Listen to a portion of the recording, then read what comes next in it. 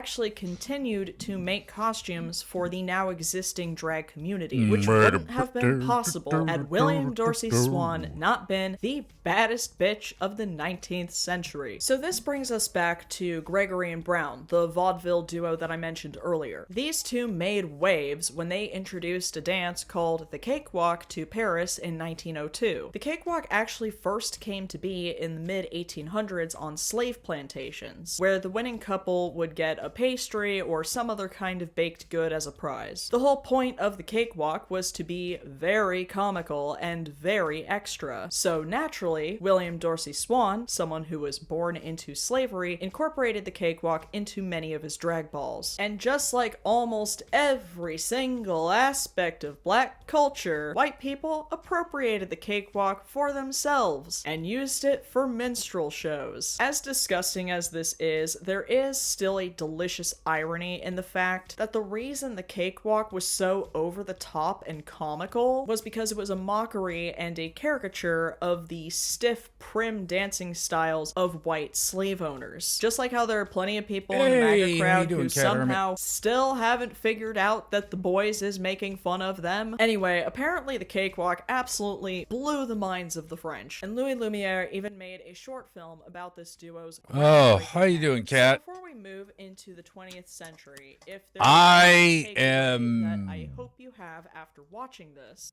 Oh, I am having a day. You know, I am having a day. Nothing bad really happened, but I've been in a bad mood. You know, I'm in a bad mood. That outside world. I'm also in a bad mood because I caught wind of a rave I could be attending right now, but I really want to go, but I ain't feeling it at the same time. You know what I mean? Like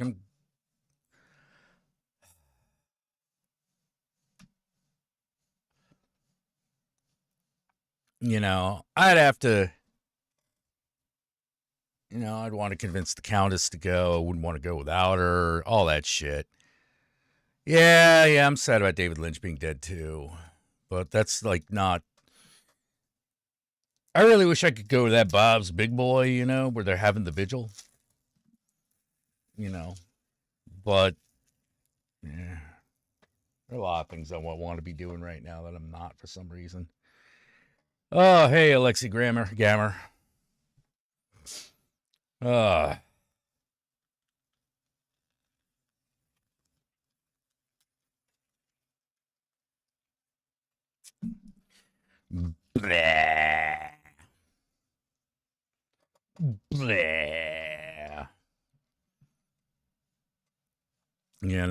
Hopefully I'll get over it, I'll be feeling a little bit better. Right now, I am just fucking sick as shit.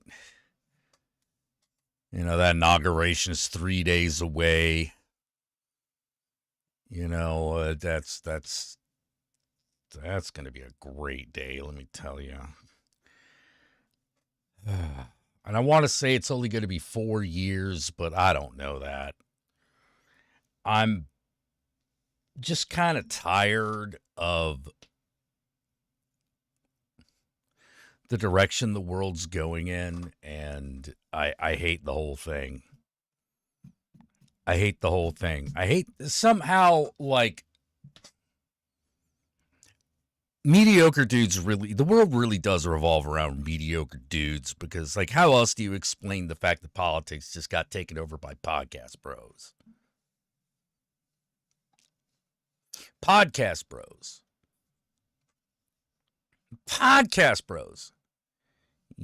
Like, I can't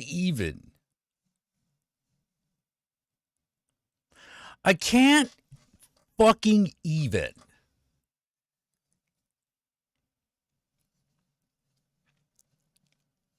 My brain just revolts and just, like, waves a white flag, and it's just like, no, fuck it, no, we're done with this place.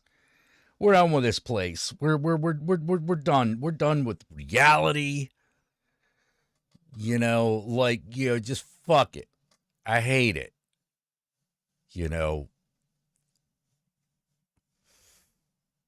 Whew. Jesus.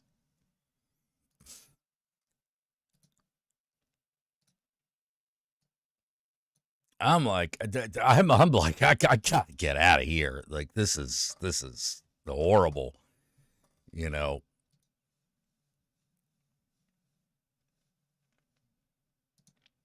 And the fact that I'm so fucking,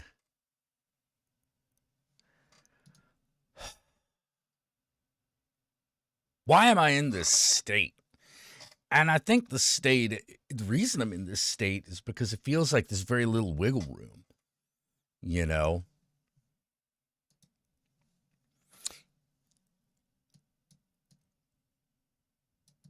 I'm in such a state of fucking anxiety because of the state of the world. Like the idea of like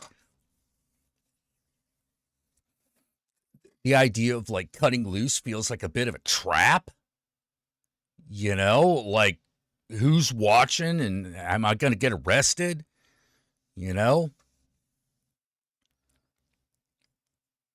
What's going to happen to me? Am I going to get put on a list? Like I'm already worried about that shit. It may or may not have even happened yet, but now it's fucking possible. I mean, we fucking had an election where I don't care what anyone says.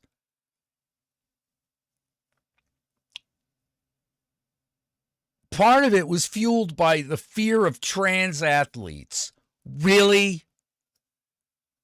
Trans athletes. Because women can't possibly compete against that, which is the most sexist thing I've ever heard of.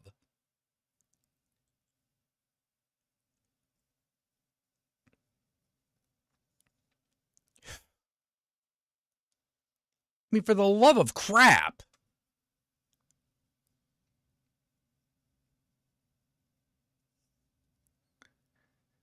Like, for the love of crap. And that should have been the first indication of how sexist we had actually, how fucking, like, misogynistic the culture had actually gotten.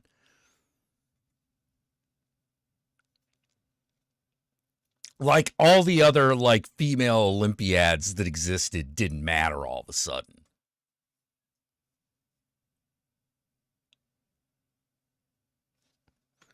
And another thing I can't fucking stand is how we worship. This is the one thing I agree with Elon Musk for, which is like, you care more about homecoming queens and football games than you do about education. So why would I hire Americans? And I'm like, he's got you there. He's got you there. I got to give him that one.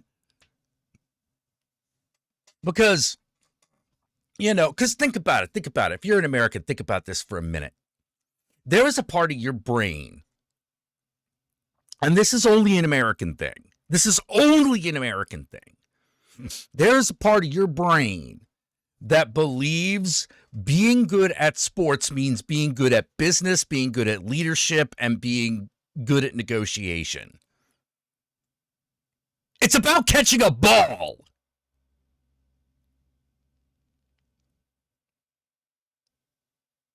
Being a professional athlete is all about catching balls. Oh, but that takes leadership and negotiation and stuff.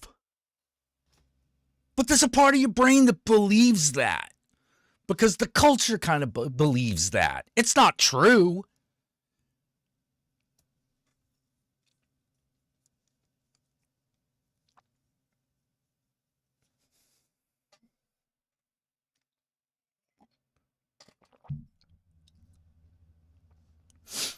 And racist too. Yeah, if we let black people play football with white people, all of a sudden they'll be running businesses. Well, then they'll be president. Where will it end?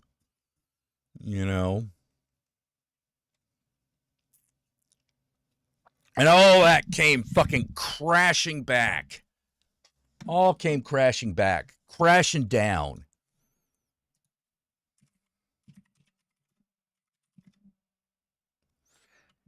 Can't believe it. What the fuck? Why not? I'll play this.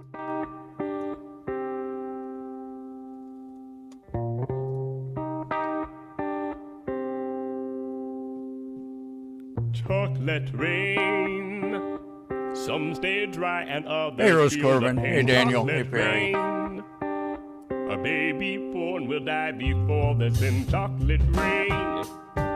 The school books say it can't be here again. Chocolate rain. The prisons make you wonder where it went. Chocolate rain. Build a tent and say the world is dry. Chocolate rain. Zoom the camera out and see the light. Chocolate rain. Forecast to be falling yesterday. Chocolate rain. Only in the past is what they say. Chocolate rain.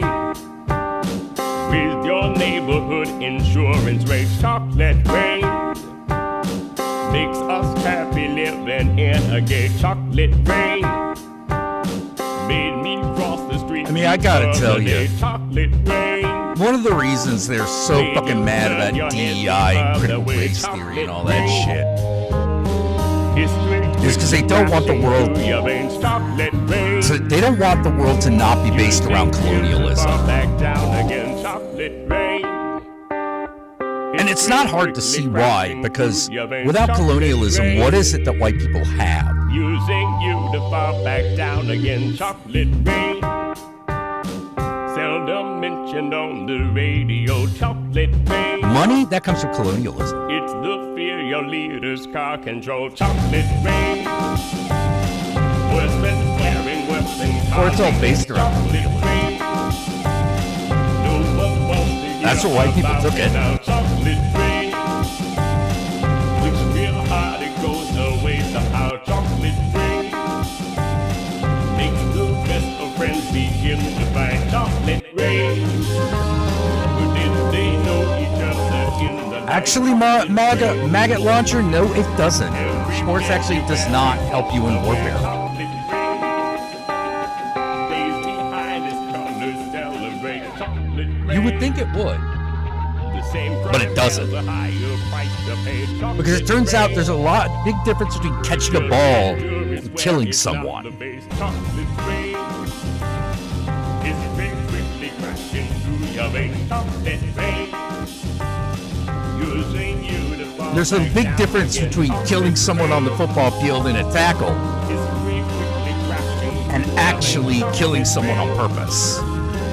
Using you to fall back down again. Chocolate rain. Dirty secrets of economy. And never forget, Chocolate rain. Turn that when someone body throws something at you in war, you definitely want to catch it. The bell cow blames the baby's teeth and a chocolate rain. All shit's about catching balls. Flipping cars in France the other night. Chocolate rain. It does not help in teamwork. It does not help in teamwork. Was out beneath Mumbai. Chocolate rain. Across the world and back, it's all the same. Chocolate rain. If it did, we wouldn't worship the superstars. We would worship the team players. More than marching, more than passing law. Chocolate rain. Who are the team players? You don't know. Look how we got to where we are. Chocolate rain. History quickly crashed. Michael Jordan is an infamous fucking ball hog. Using you to fall back down again.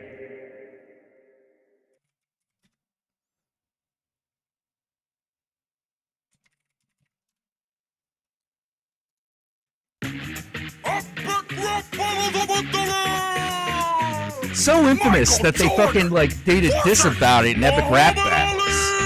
Why don't you dodge this battle like you did Vietnam? Cause you got as much chance of beating me as LeBron. I'm a flying machine, like the world has never seen. You can fight one man, I can drive through a whole team. I choke a dope with his own jump rope. You'll get smoked when I flow. You Kentucky Fried Joe used to float like a butterfly, sting like a bee. Now you double dribble balls that nobody could see. Ooh, here comes Jordan, big tongue wobbling, flying through the air like a big dumb goblin. You're the only bull that's uglier than Rodman. Messing with me is gambling, you got a problem. You Your whole basketball career's heard whack when you came back a wizard like Gandalf the Black. You should have kept your ugly sneakers packed up on a shelf. Stick to golf, you could keep the ball to yourself.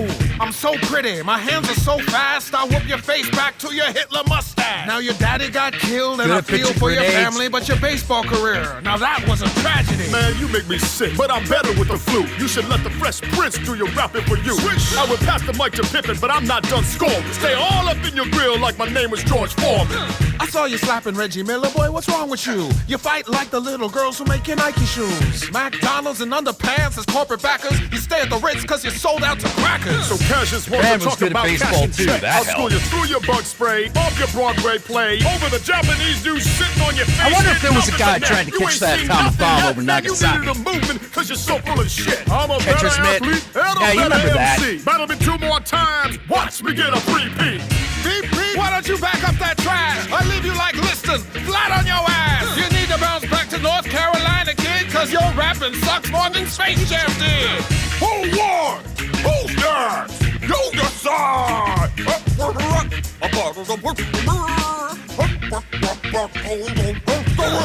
Man, I saw a clip today from like an old Mad TV and Jordan Peele was in it. Like young Jordan Peele. I mean, he's definitely, he doesn't look much different, but like he does look younger. What? The video was too loud. I was saying like catching baseballs was fucking real important to the Japanese when that bomb dropped on Nagasaki. You think there was a guy out there with a catcher's mitt trying to catch the bomb? I don't think so.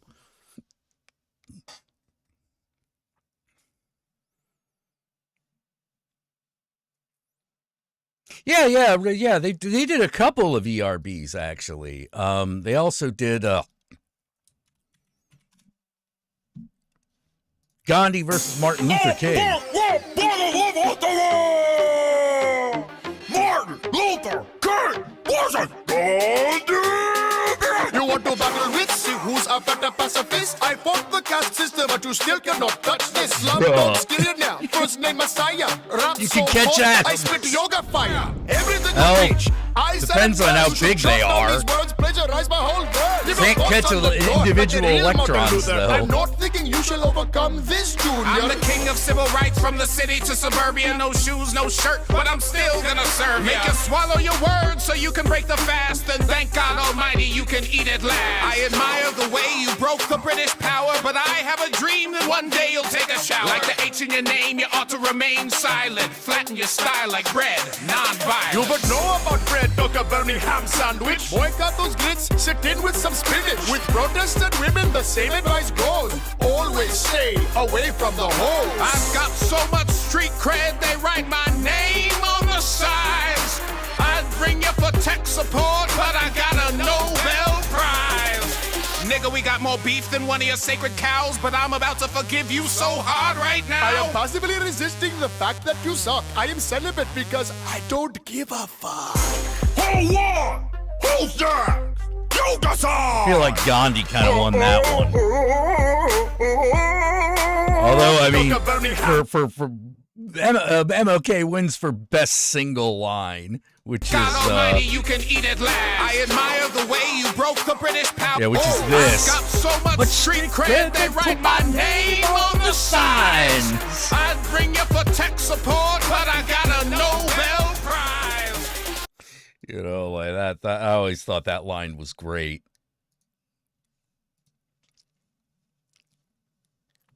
Thoughts on the Trinity Killer spinoff?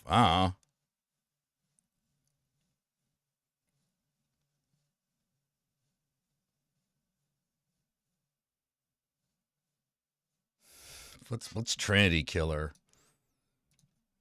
I don't know. I stopped paying attention to everything. Oh, Dexter. Oh, this is a Dexter thing. I don't know. I never watched Dexter. I tried to watch the first season and I absolutely despised it. Absolutely hated it. You know.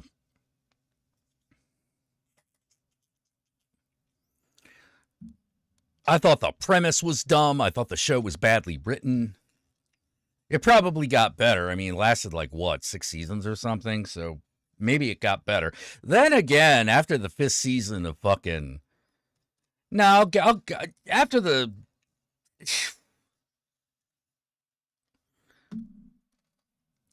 After the first arc of fucking Supernatural, that show went on a steady decline.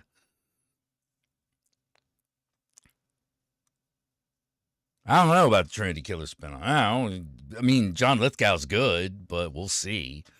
I didn't think that, let me put it this way, I didn't think Better Call Saul was going to be any good, but, you know, go show what I know.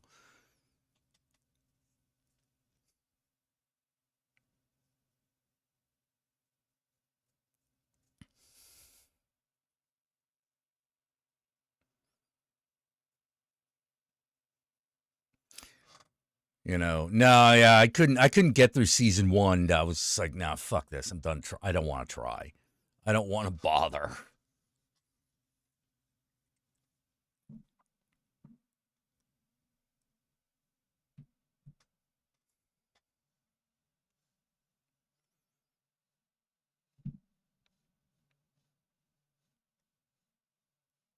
Oh, Jesus.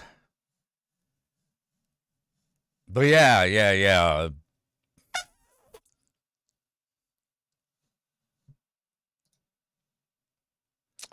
I wonder.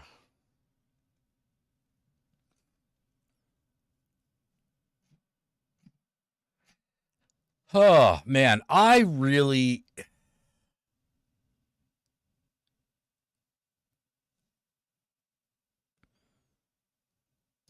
could really use like a pick-me-up, right?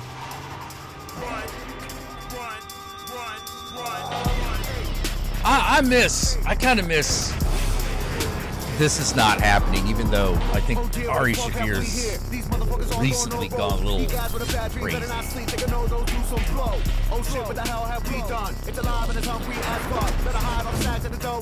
Like, first 3 seasons of This Is Not Happening, great.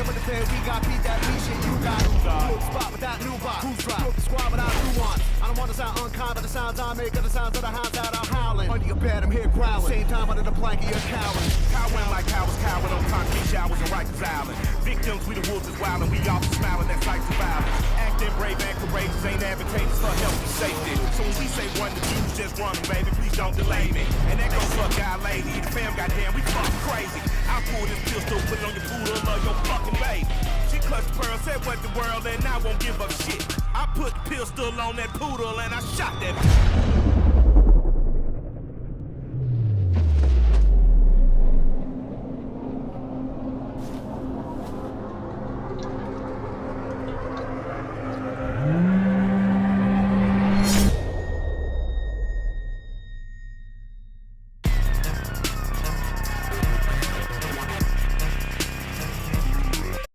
You know, like for that matter,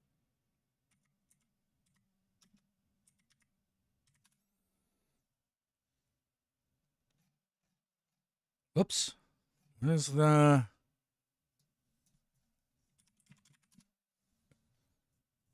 there we go. Might as well, why not listen to the original? We're already going to get dinged for that commercial.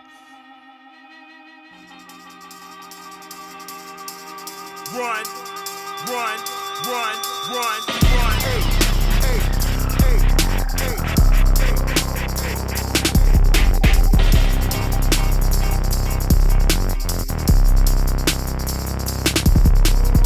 Oh dear, what the fuck have we here? These motherfuckers all throwing no rolls. You guys with a bad dream better not sleep, they can know those do some blow.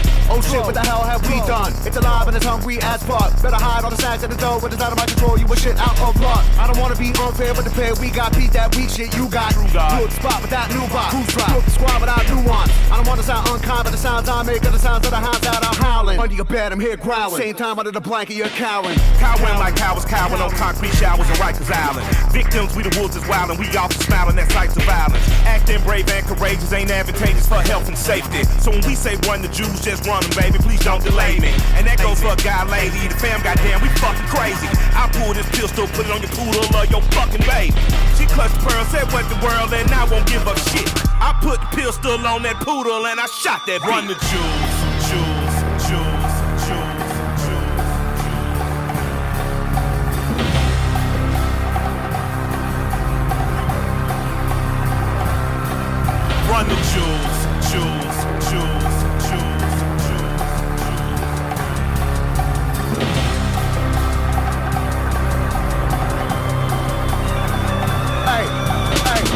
crowd chants get that paper, and the mob says kill that witch. This city get mad to the max, better wave body by to the high straight kids. Get a 10 for half of the raining, hot water from the roof to the basement. I'ma smoke to the planet, eat races, build a white flag at a zigzag, waving. Often I'm smoking coffee, sip lean on the bean like Boston. My young bitch here fine like Cambria when she made that movie coffee. But when my wife in town, a jacket brown to stay up off me. Cause if they don't, somebody get shot and they gon' buy a coffin. With the pull of a pin, a grenade in the crowd that they beat and assaulted with options. I'm a fool for the win, I've been made to be live, but these other guys drowning in softness. In the urn of the dirt get tossed in, with a grin of a smirk and a costing. I'm a sin on a burst like a kid in a hearse or a non in a cum shot, stop it. Big beast in the cage with a heart for the rage, it seems I can't behave. You can try till you die, oh well, you fail, it seems the world can't be saved. These streets is full with the wolves that starve for the weak, so they after the weak. In a land for the lambs I am, and I be damned if I don't show my teeth. Run the jewels, jewels, jewels, jewels, jewels.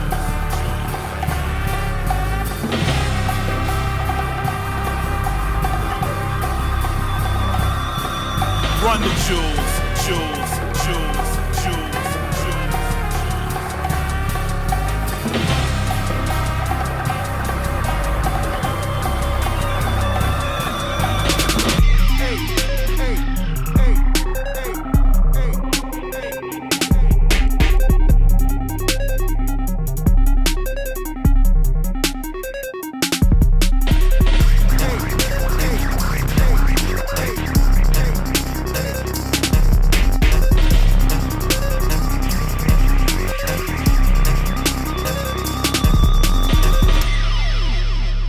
And that was Run the Jewels with the title song off the first album. It's good stuff. Good stuff. Well, let's by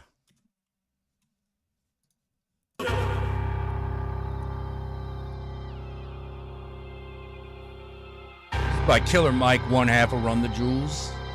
It's a song he did a little bit before RTJ.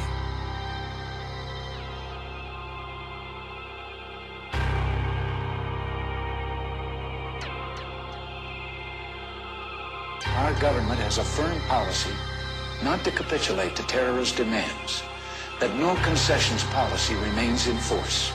In spite of the wildly speculative and false stories about arms for hostages and alleged ransom payments, we did not, repeat, did not trade weapons or anything else for hostages. That was a lie.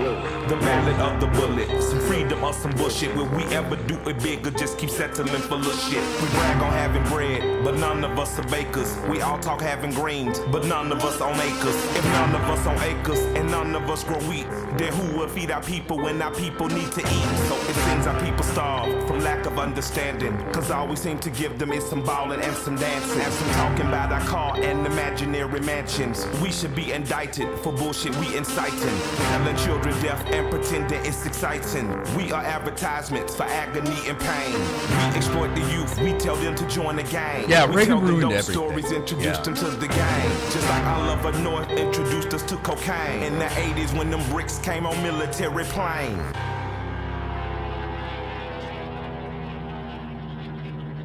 A few months ago, I told the American people I did not trade arms for hostages.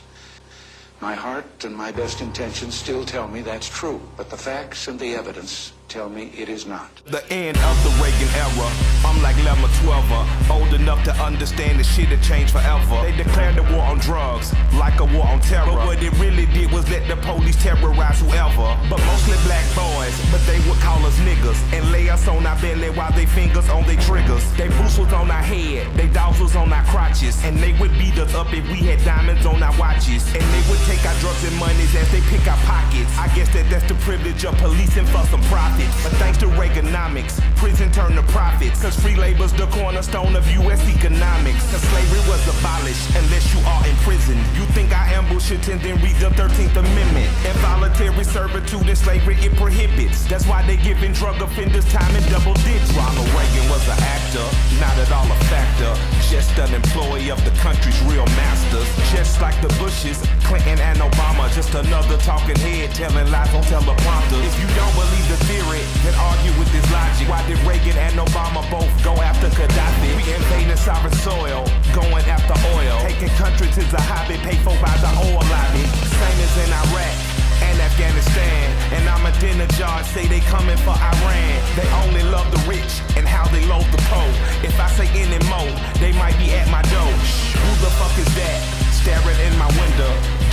surveillance on Mr. Michael Render. I'm dropping off the grid before they pump the lead. I leave you with 4 words. I'm glad Reagan dead.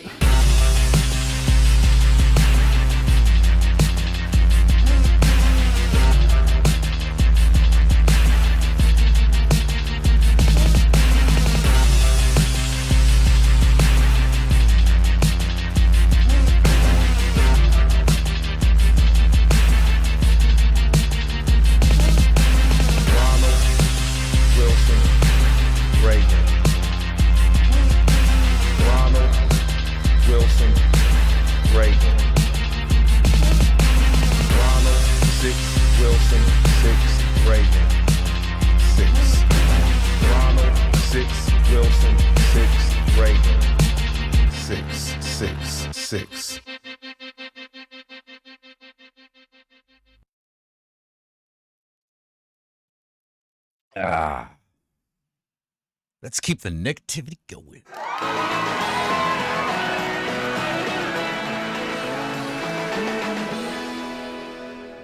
Physical attention from older men makes me feel validated. I'm empty inside. Oh, Uncle Danny.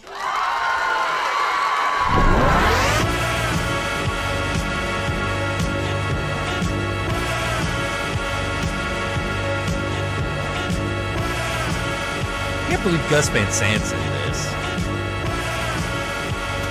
Kids rock!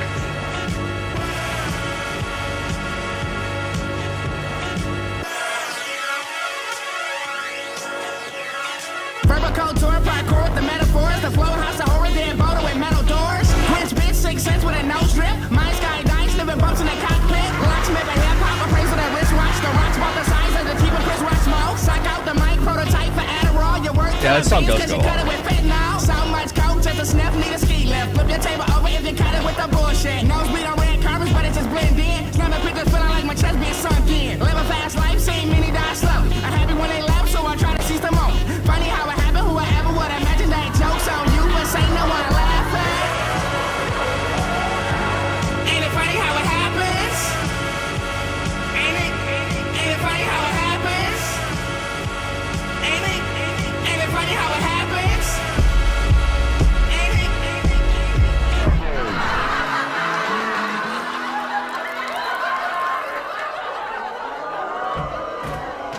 Danny, get down from there. Why are you doing this, Danny? I've been destroyed.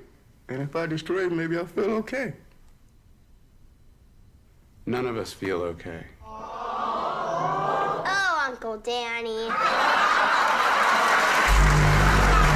No way to mask it. I became has-beens. Rolling up the $100 bill till they cash in. Think it's gonna last. Going too fast. Man, it's fucked up. Ain't it funny how it happened? Hey, son wizard. Ain't it funny how it happens? Ain't it funny how it happens? Ain't it funny how it happens? Ain't it funny how it happened? Upcoming heavy traffic. Say you need to slow down, cause you feel self-crash. Staring in a double face, but you can't stop laughing. Staring in a double face, but you can't stop laughing. It's a living nightmare that most of us might share. Inherited in our blood, that's why we stuck in the mud. Can't quit the drug use, out of alcohol abuse, even if I wanted to. Tell you what I'm gonna do. I'ma rush away my problems with this bottle of Henny. It's like they got the best of me, so I'm popping them Zen. Might need rehab, but to me that shit pussy. Pray for me, y'all, cause I don't know what coming to. By the 8 ball of coke and my nigga on the way. Got 3 hoes with them in the yard trying to play. Ain't it funny how it happened? Ever with a match. Jokes on you, but say no one laughing. Ain't it funny how it happens? Ain't it funny how it happens? Ain't it funny how it happens?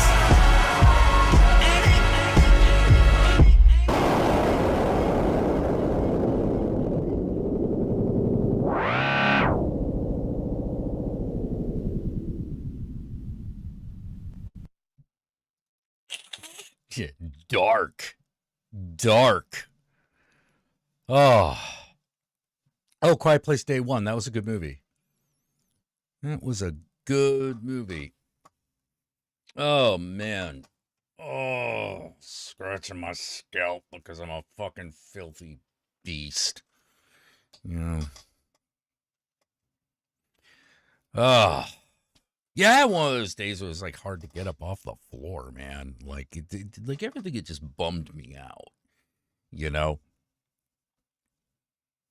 Trying to, and I don't know why. I was on social media too, but probably because this is the only thing I could fucking manage to fucking do. And that didn't help.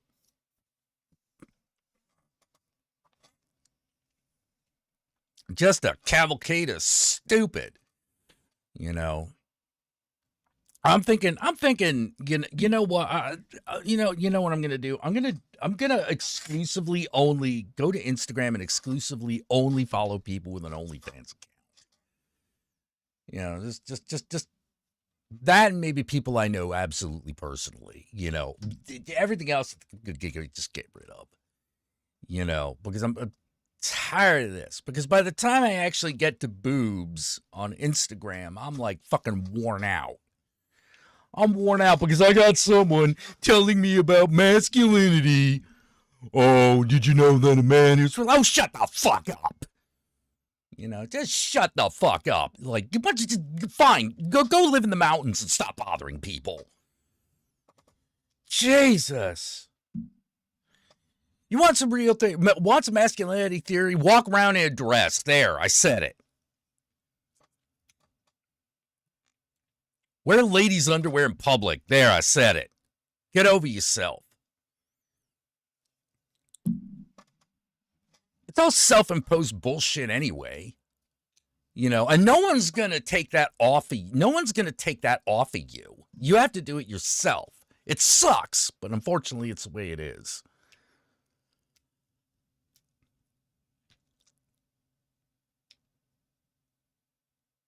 Donation lines are open, by the way, so feel free.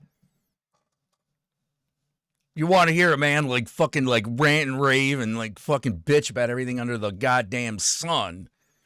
Feel free to drop a few bucks on me. Damn.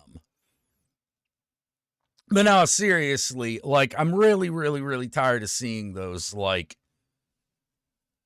men's pain ads. And it's not because I'm not sympathetic. Well, I might be now, because I've seen those ads so often that I'm just like, oh, motherfucker. The problem that you're suffering from is the need to be the most masculine that ever masculine. That's what you're suffering from. So fucking give it up. Wear a dress, buy some jewelry, do something good for you. Wear makeup, get a wig. Do something girly. You'll feel better.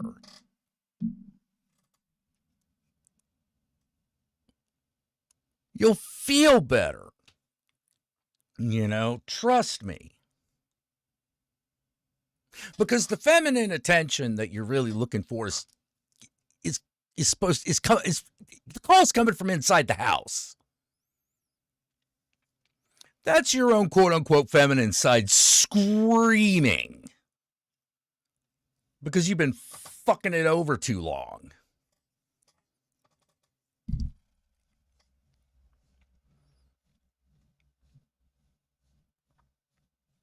Yeah, be a drag queen, you feel better. Oh, and I also realized something.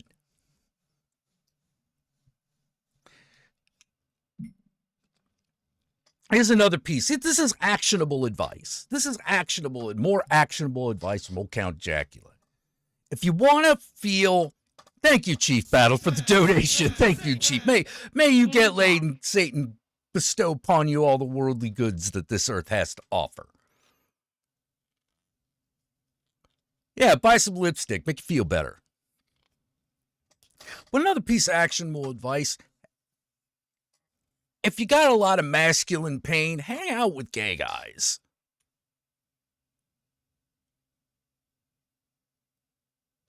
Seriously.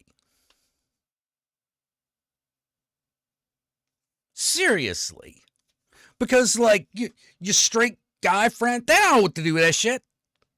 They have the same problems you do. They don't know how to deal with it.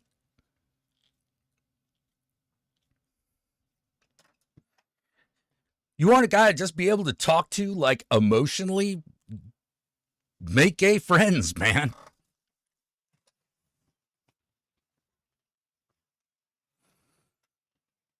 Because the solution to all these like masculinity problems is everything that masculinity is keeping you from. For the love of crap. Like, it's so obvious to everybody else. All the things that you're afraid of doing because you think they're gay or too girly or unmasculine, that is the solution. Those are the solutions to your loneliness problem. They're right there. It's right there. It's right there. They've demonized it so you won't touch it. So that you'll always be in pain, so that you'll be ready to fucking throw yourself in front of a goddamn bullet in case we need you to.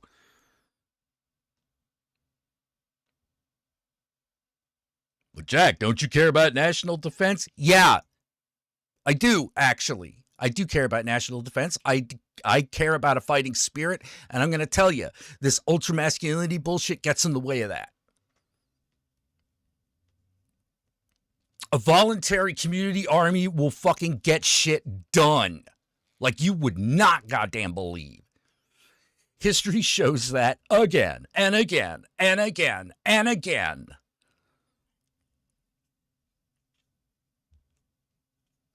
The fucking Phoenicians, great, one of the greatest militaries, of the era, the greatest military of the era, quite arguably, could not fucking invade the shores of Marathon because the Athenians got together and was like, fuck this. They didn't have a standing army.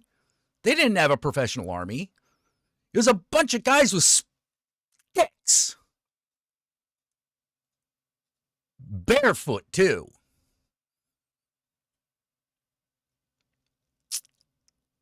Hey, Apartment of Mystery, what's up? No, we don't have to be like this. We absolutely don't have to be like this. Hey, Brian Lawson, may you get late and Satan bestow upon you all the great fucking riches of the earth. Are you even sure straight men exist? My life experience says otherwise. Oh, straight men exist. Heterosexual, I'm not so sure of.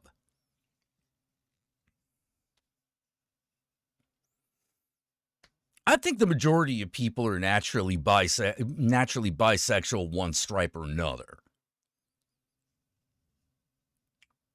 It's a continuum. It's a rainbow of fucking possibilities. It's a spectrum. Very few people are on that absolute, fucking heterosexual end of things.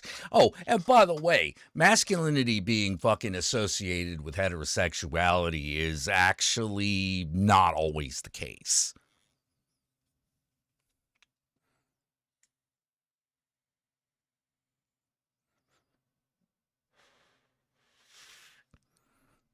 Masculinity is an act. It has always been an act. It always will be an act. And the faster you fucking realize that, better off you're going to be.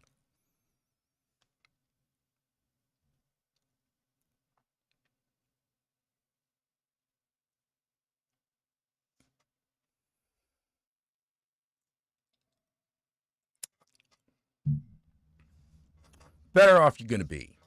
Everybody. Everybody, even the straightest dude, even the most masculine dude.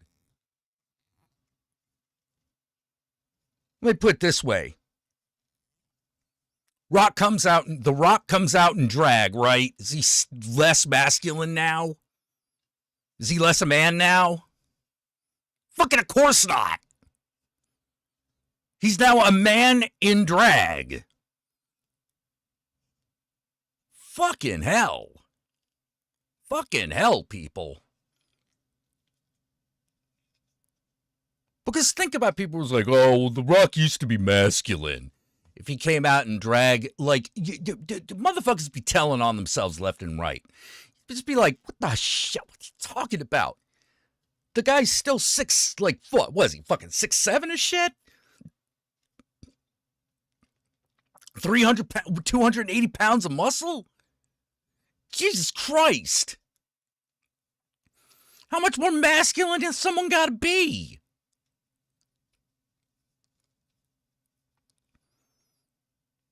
John Cena. Yeah, that's another one. How much more masculine could you be than John Cena?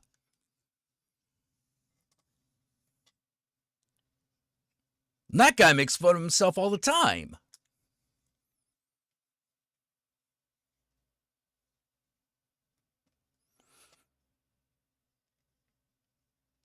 And he's still masculine as fuck. Like, and who's telling us this? Who's telling us to be masculine? Fuck boys.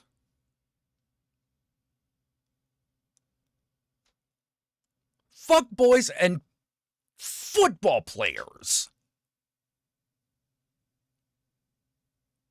Well, I really think women need to get into like a more traditional role. It's more fulfilling. You know what's more fulfilling? Fucking cramming shit up your ass. That's more fulfilling. God damn it. Yeah, Samuel L. Jackson wears wigs. Fuck you. You gonna outman Samuel L.? I don't think so. I think The Rock would have problems outmasculining fucking Samuel L. Jackson. Andrew Tate fanboys. What do they know from masculinity? They're following Andrew Tate.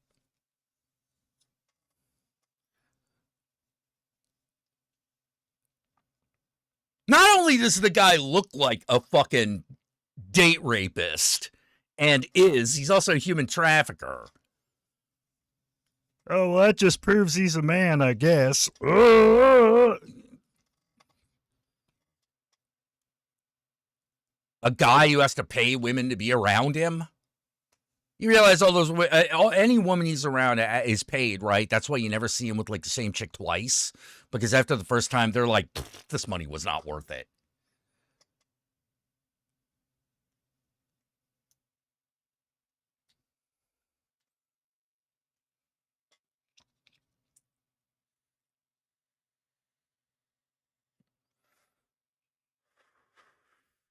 My only problem with that GTA 4 and the Ballad of Gay Tony is it wasn't gay enough.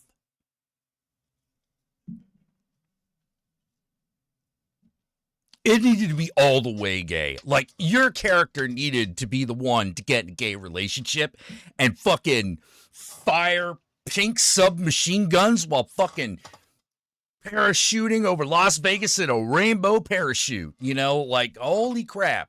Should have been a drag competition. It should have gone all the way. And then that game would, and then instead of that just being like some sort of, oh, yeah, we kind of remember that, the game would become legend. Legend.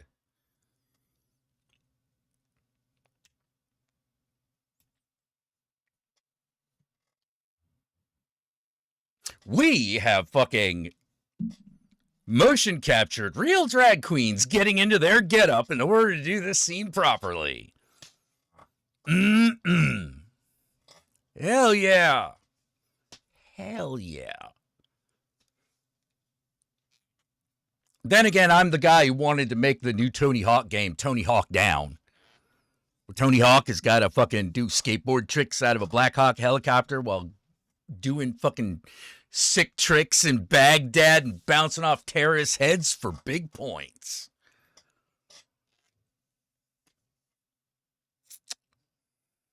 EA disagreed with me.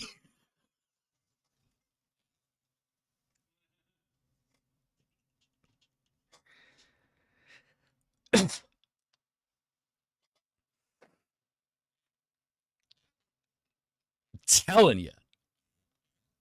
Oh, Slay's good. That's a good movie. That's a vampires versus drag queen movie. Yeah, where's all the gay stuff in Skyrim? Yeah, you gotta head to the mods. Yeah.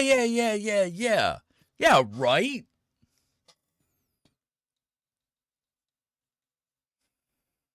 Should have been more gay. All the gay.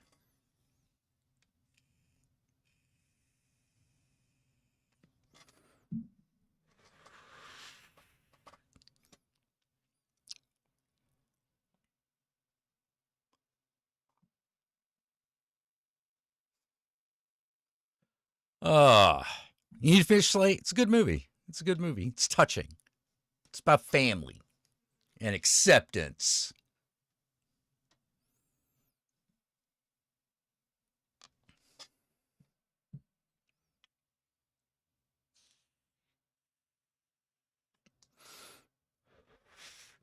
You know, the things that make life worth living.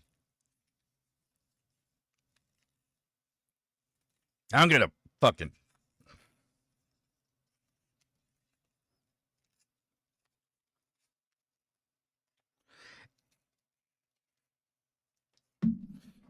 Now, and I don't believe... This is another thing I don't believe in. I don't believe in this. I don't believe in this. I don't believe the next generation is going to save us. I never have. Not because they couldn't, but because I feel like that's just abdicating our responsibility as adults. You're the old fuck. You're responsible. You're responsible for your own life. And you're responsible for trying to fix things. And it's hard. It's hard. And you will fail all the time. All the fucking time. Why are you putting that on kids? To say nothing of the fact that apparently Gen Z brought back the rape stash. I don't know who told them that was a good idea.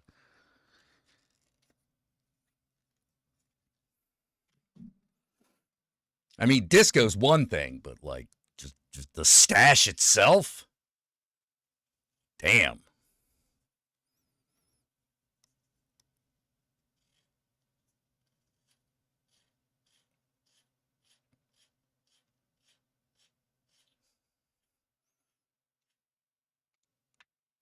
You know, I just really fucking... Yeah, a lot of people swinging back to being more conservative. Why? I don't know. I don't fucking know. You know, well, it's the male loneliness epidemic. Well, that's why we need more gay. And I don't just mean dudes fucking dudes. I mean gay. I mean fucking a dude in spandex and glitter dancing on a pole in the middle of a pride festival because you need magic in your life.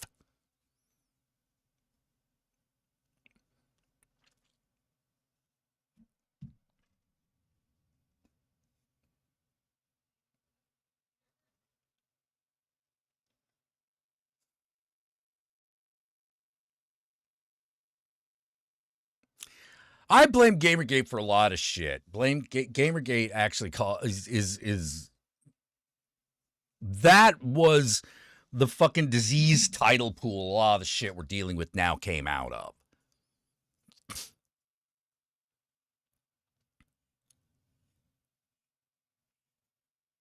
That shit pissed me off. That shit pissed me off. And I'm mad that no one... I'm also mad at the people that didn't understand the difference between listening and agreeing with. Because I got caught in that crossfire. Because I was like, what the fuck are these guys actually fucking complaining about? Because I know it ain't truth in games journalism. Give me a fucking break. Quick, hands up. Who doesn't think that games journalism is really just an unofficial PR firm for the video game industry? Like, does anyone not think that? I think that. Yeah, we need more gay. We need it now. That's my solution to the masculinity crisis. More gay. More gay things.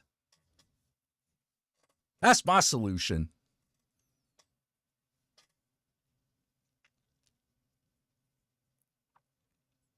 That's my solution. And that's actionable. You could do that now. You can put on a wig, you can put on a dress. Hell, go and buy a bra in your size. You know, there used to be an entire fucking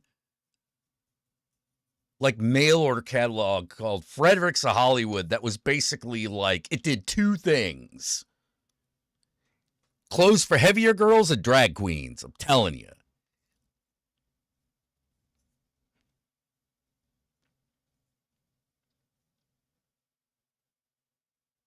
I think it's actually, Fredericks of Hollywood actually had an effect on my sexuality.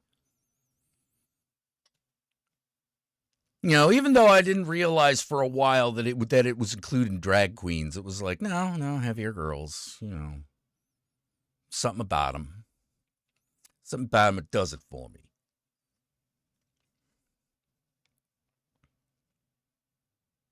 I don't know what to do with the perfect Instagram model. I don't know what to do with it.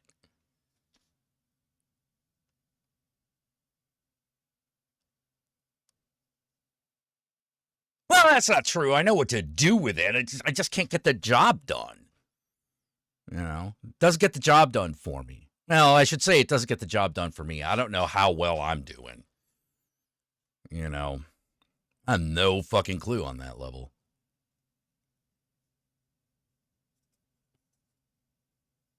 Scream, move, like moan, something.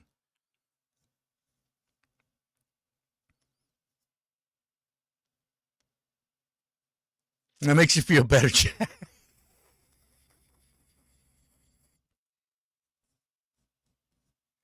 Yeah, well, like, here's the thing. It's all connected. It's all connected in the fiber of our society and how the motherfucker works. Yeah. Do you want to come on, John, or are you just coming in just gonna hang out and chat? Yeah, I find conventionally attractive people kind of boring too. There's some about it. I don't know what it is. I don't know what it is, but there's definitely a like.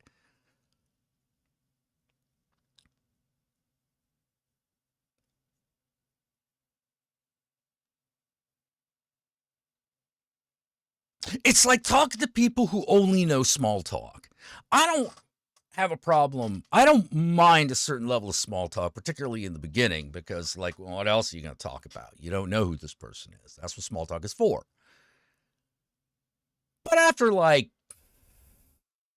5 minutes, you got to give me something. You got to give me something to work with. You got to tell me that like, you got to tell me that you like Legend of Zelda or something. If you have no nerdy interests, I don't think you're a real person. Because that's a lie. You could. Okay, I'll start up the Zoom call and I'll send you a link. Yeah, Fredericks was great. Used to get courses from them every day. Oh, nice. That's what I had instead of skin mags till I was 18.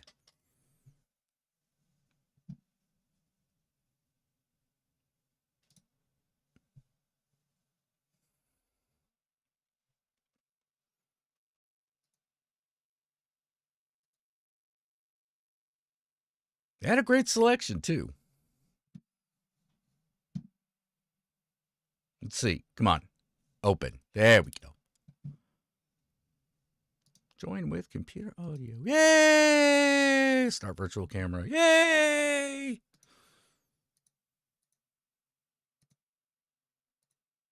There we go.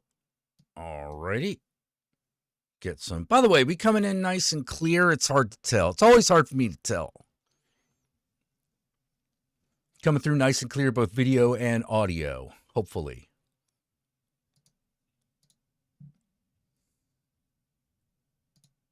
Oh.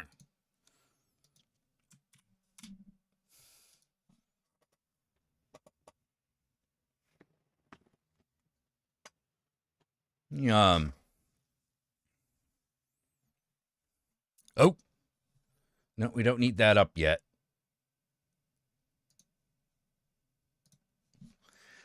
Huh, coming in good? Good.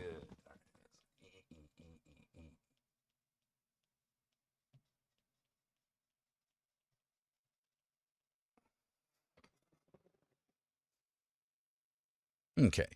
Yeah, it was looking like there was maybe like a smudge on the lens, but then again, I'm one of those guys that like I'm like obsessive.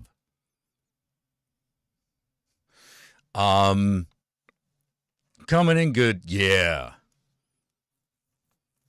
More like for everyday wear. Fair.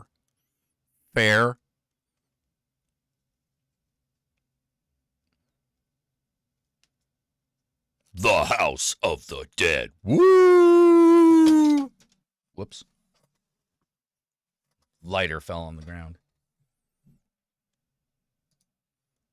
Let's see. I wonder. No, that's House of the Dead 3. Oh, wait, no, I didn't want 3. I wanted 2.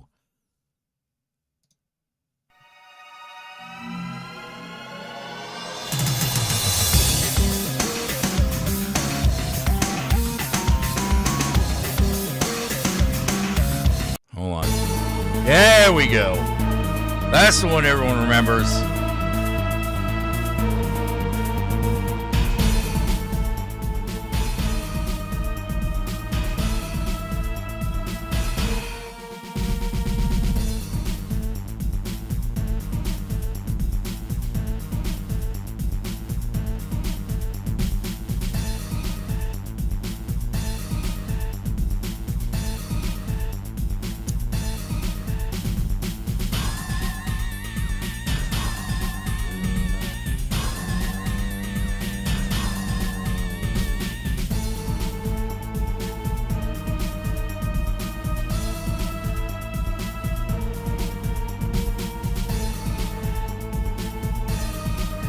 Let's see, what was that other one?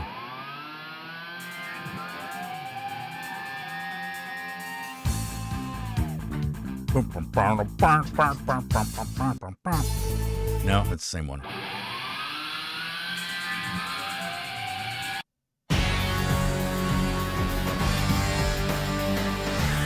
No. Boss theme, here we go.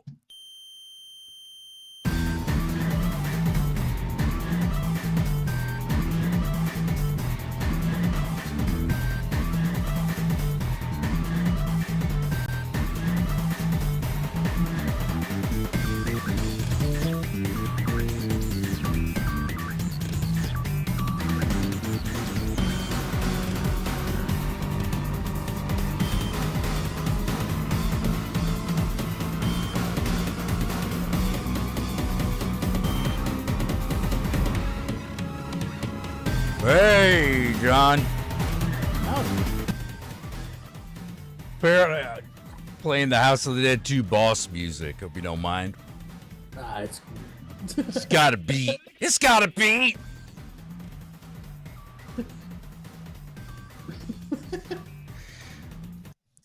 Don't judge. Jack, can I tell you a realization I had this week? Please, please. It's gonna blow your mind because, like, it sounds like an incorrect statement, but it's completely true. Okay. The Postal movie, the one that's based on the video game, Yeah. maybe the most video game accurate movie that's ever been created. Yeah, but is it good? Jack, we don't ask questions like that. That's insulting to art. Okay. All right. Like, listen. Uwe Balsack, is a director. At least that's the title he gives himself. He's made movies. I'll give that to him. I'll give it to him. He's made movies.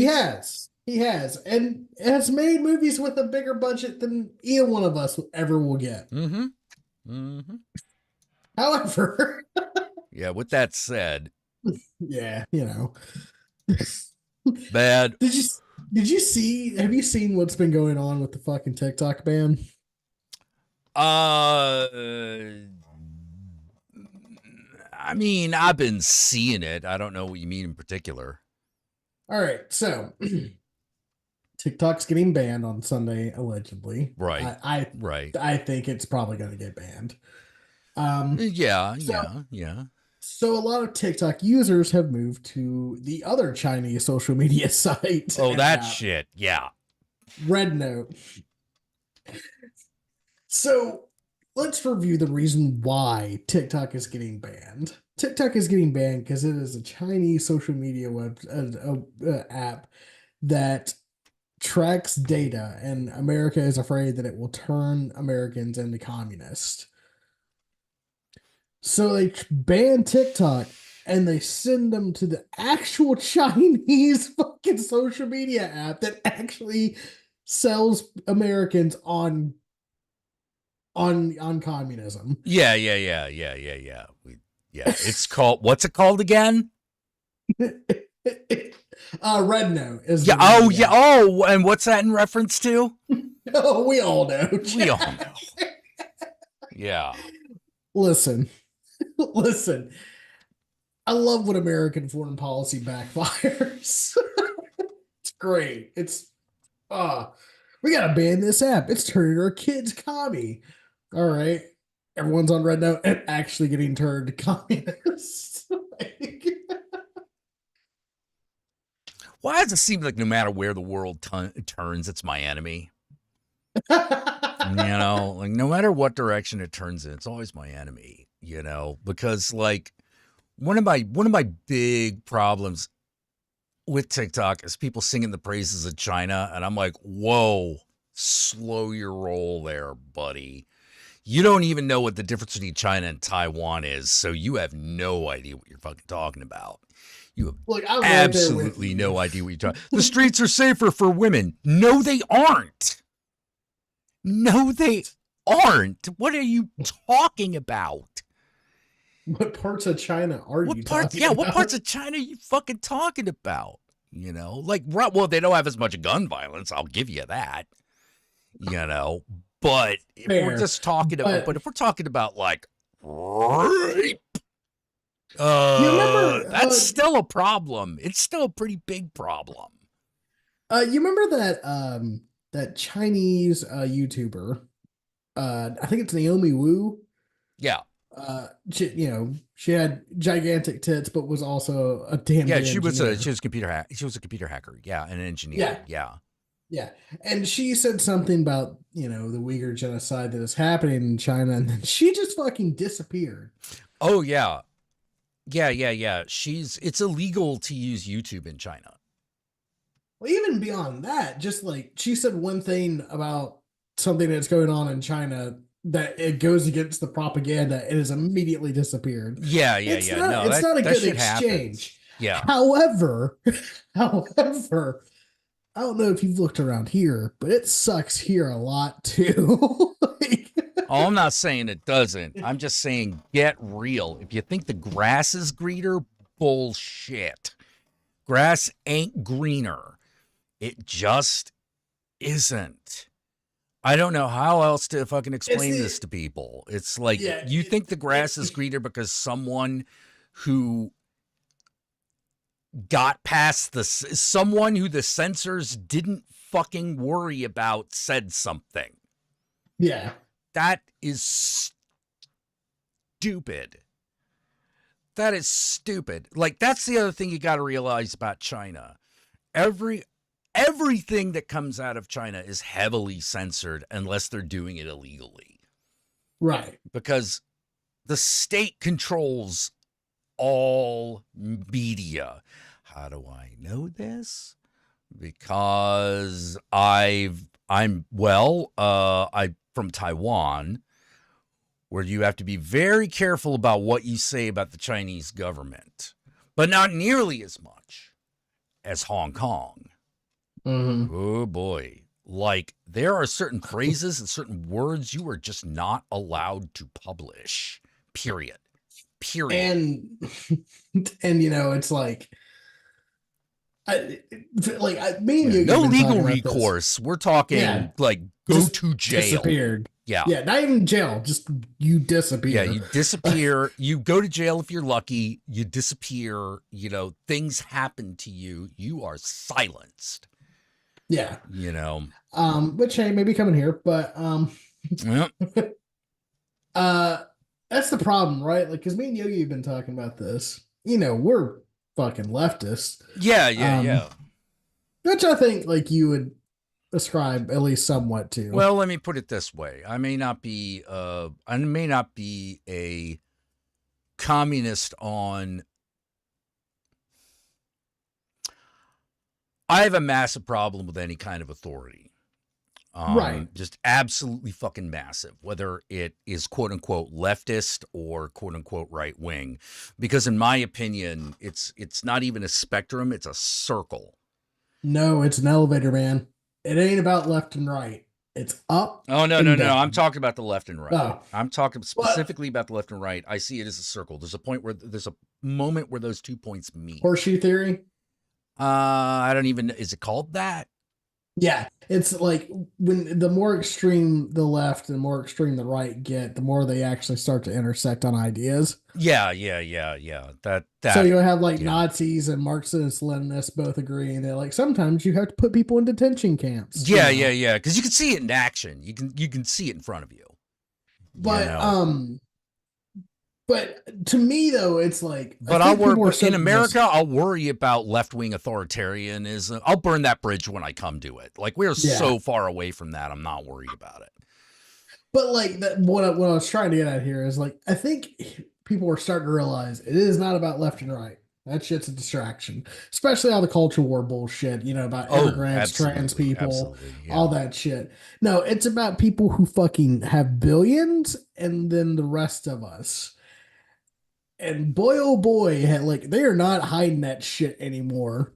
Oh no! It's like, let me put it this way: Biden finally said oligarchy, and it's like we're turning into an oligarchy, and I'm like, oh, so it's official. We are in our oligarchy. It's official now. The minute they say we're becoming something, it's too late.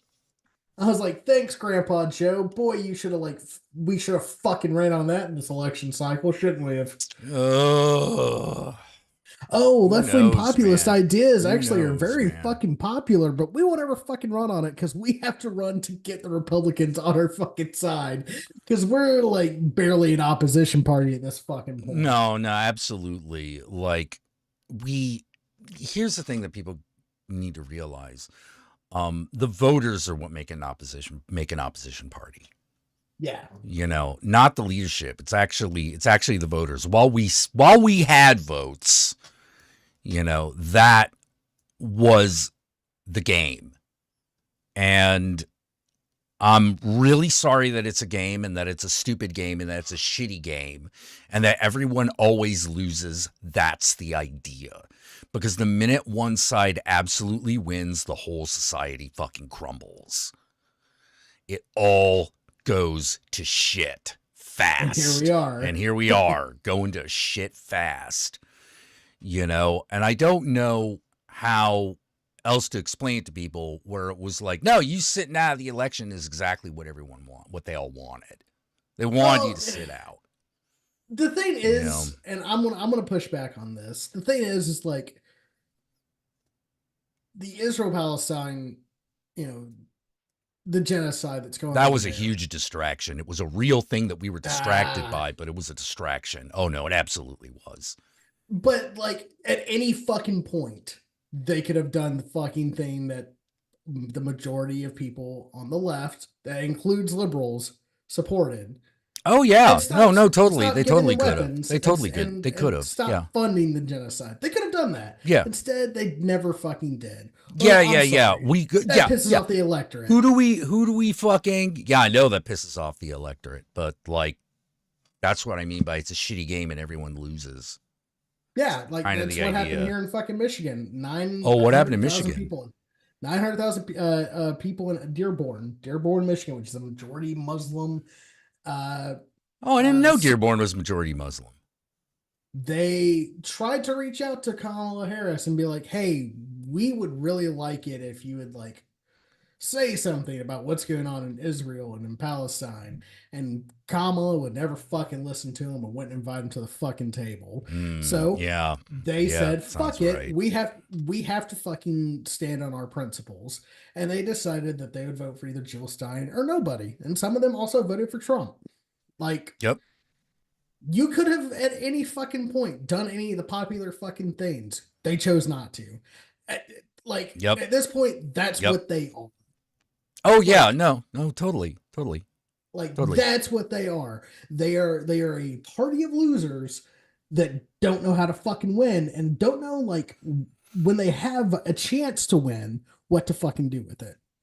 Yeah. Because Play they- stupid they games, make win more- stupid prizes. Absolutely right. The only problem is it's better than Annihilation.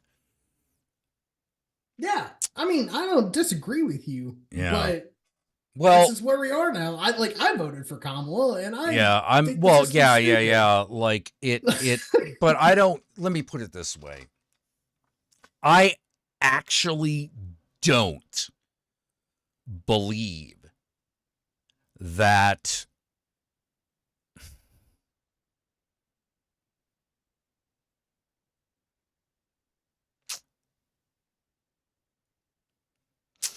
let me put it this way. I don't believe that anyone who stayed home for the election cared about Israel and Palestine. I really don't. Because even a cursory evaluation would have told you that staying out was a bad idea. But like, that's the thing. People were very pissed off about it. I'm not disagreeing with you. I think it's going to be a worse situation. And we're seeing it already. Like, oh, we had a fucking ceasefire. Well, hold on, we have a few more people to fucking kill. Like, yeah, like it's like that would have been great a couple months ago. It'd have been, again, it's the fact that like Democrats would just not let that shit go. Yeah. Like, and then it was like compounded by the fact that like they started going more conservative, like in their ads, and they started quoting the fucking Cheneys, like that was and not rolled a out great the move. corpses of the fucking Clintons and the Obamas, and it's like, y'all, I don't think you understand. The people you're trying to fucking court think you are literal fucking demons. Yeah. And the people that you aren't courting because you think they just owe you their fucking vote are getting pissed off and like don't want to fucking vote for you or vote third party. Well, having watched both successful and unsuccessful Democratic bids for anything, I can tell you exactly what the winning strategy is. Well, maybe not in its nuance, but like the overall big picture. The overall big picture issue is simple. A break from the past. Yeah. Break from the past. That's the big issue. That's the big one. Hope and change. Break from the past. That succeeded. That succeeded despite a black man. In America, it succeeded. With Hussein in his fucking name. Exactly. Like, you think that won an uphill battle? Bullshit. Just because it happened in the past doesn't mean it was easy. That was a huge that was a big deal. The problem was Democrats tried to go on the stability train. Fuck the stability train. That's not what the people who are willing to vote for them want. And you can't. They don't want. I mean, yeah, sure, we want a certain amount of stability, but the real issue is the break from the past, break from the previous bullshit. Even if you do the Bill Clinton, don't really do it. Yeah. Well, and that's the thing, right? Like, you can't tell people the economy is great and we have like a homelessness rate of 15%. Yeah. You've got to do something besides telling everyone the status quo is working. Yeah, because clearly something is wrong. You know? And it's going to get worse objectively now. Like, I mean, it was bad before. It will get worse, in the upcoming years. Yeah. But like, that's the thing. Like, it just feels like it feels like sometimes the Democrats have already rolled over and just given up. Like, oh yeah. I don't know. My trans siblings, I feel for you so fucking much.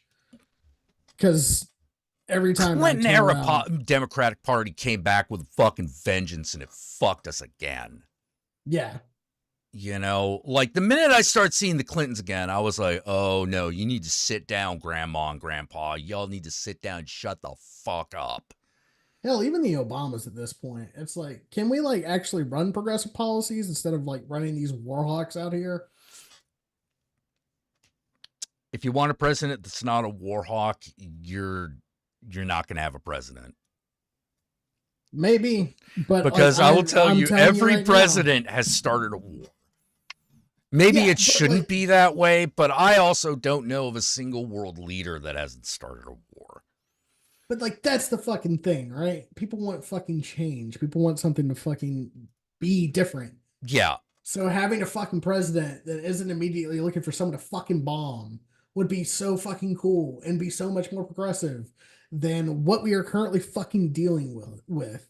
Like, I'm sorry. The idea that it will never fucking happen makes it even more likely that it should fucking happen and would be a fucking popular decision if it did happen. But the problem is, and as I've been fucking saying, is that liberals don't want to fucking change because they make more money being the fucking opposition and campaign raising that way while also getting their fucking hands dirty from all the lobbyists that they also share with the fucking Republicans. Yeah.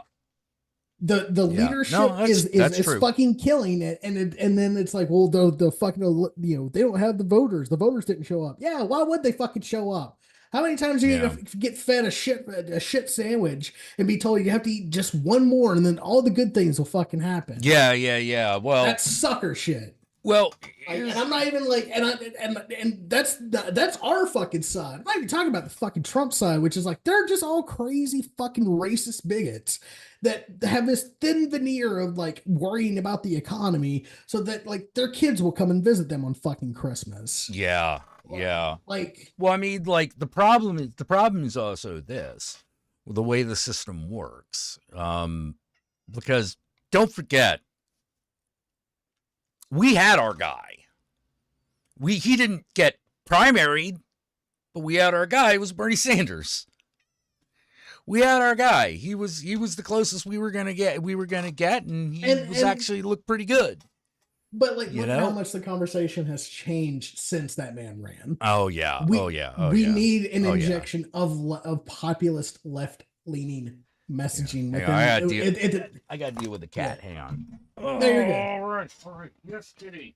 Yes. I agree with you, Rose. It should not be this hard, but yet, unfortunately, capitalism, as always, is in the fucking way. I'll push Reagan in the 60s and 80s, leading everything now. Yeah, I mean, old people old white men are so afraid that they're losing their position, they'll do anything to maintain it. All right, sorry about that. I apologize. You guys probably couldn't hear that, but it was a lot on my end. I couldn't hear it, but yeah, but I get it. Like Rose Corbin said, like, am I fucking crazy for wanting like the ability to just fucking survive and get education and get healthcare? No, not at all. That's what everyone wants. Like the biggest problem, America is really good at getting in its own goddamn way. It's really good at that. There's a lot of shit we gotta drop. Like, one, I think, is our over-reliance on sports as part of culture. That one's going to be difficult. Oh, that one's going to be next to impossible. But, like, it's really fucking important because it is the first moment that education meets resistance. You know, it's the first moment where you personally experience that, when you realize that the sports team is more important than the academic achievements of the students. And here's the great thing about that. It's for no goddamn reason. It doesn't make the school more money. It doesn't do anything. It depends on the school. No. I don't know about that one. I'm pretty sure you fucking look at like what money that the University of Tennessee Vols brings in on a fucking Saturday, and what, the University of Michigan and some of these big powerhouse like college football schools, they bring in a lot of fucking money and, use 18-year-olds to make that money. Yeah, no, it's fucking terrible. How and why? Capitalism. That's why. Yeah. It's just pure capitalism, and to be fair, it still doesn't do anything. No, absolutely. Let me put it this way. What do you think is more important? The money that comes in from the football team or that billionaire alumni? That's what it is. The billionaire, yeah, the sports teams are there because that's bread and circuses. Yeah. That's its purpose. As it's to make sure absolutely you're dumber. Yeah. As a society, we are dumber. No one puts sports on as big a pedestal as America. Nobody. It is a uniquely American thing. No matter what you look, I'm even talking about like fucking British soccer hooligans and shit. Because while they're going all out for their team and having fist fights in the streets, that's not what I'm talking about. Their economy doesn't revolve around that shit. That's true. Our economy, we try to make our economy revolve around it, and it never works. America is weird. It's an economy that's based purely on entertainment, I swear. And that's totally. That's end stage capitalism shit. We do nothing. Completely. No, like I said, it's total bread and circuses. We could totally be focusing on other things, but we're not. But I've actually had some really good conversations involving football that have made people more conscious of shit. Okay, great example. And if you're a sports person out here, you'll know what I mean by this. So the Dallas Cowboys have this owner by the name of Jerry Jones. Jerry Jones is the CEO, the president, the GM, and president of player faculties. Basically what that means is Jerry Jones builds his own fucking team. He's a Texan billionaire. He is 83 years old. His team has not been relevant since the fucking 90s, but he is still one of the makes the most money as far as an NFL franchise. Why? Because it's the Dallas Cowboys. Cowboys is more of a fashion statement than it is a football team. People are so fucking mad because they're like, this team should be much better because it's supposed to be the greatest team on the planet, yet every fucking year we're irrelevant. And it's yeah, because you're beholden to a billionaire owner who has an idea in his head of what a football team should look like. And here's the problem. You can't fire the fucking owner. Yeah. The owner will be there Yeah. forever until either they give up their fucking position of power or someone buys them out. Yeah, like let me put it this way. So much even like though real they life- never won a Super Bowl, I'm just going to say it. Historically, the Buffalo Bills have been a better team. Yes. And that's the They've thing, right? gotten to the Super Bowl more times than the fucking Cowboys have. And they're a much more blue collar team. Kind of Yep. like the Detroit Lions. I think the Detroit Lions can bring about class consciousness, and because think about that fucking team. That team has been historically fucking bad, and Detroit has been historically fucking bad. But at the same time, the Detroit Lions are starting their way out. So is the Renaissance of fucking Detroit.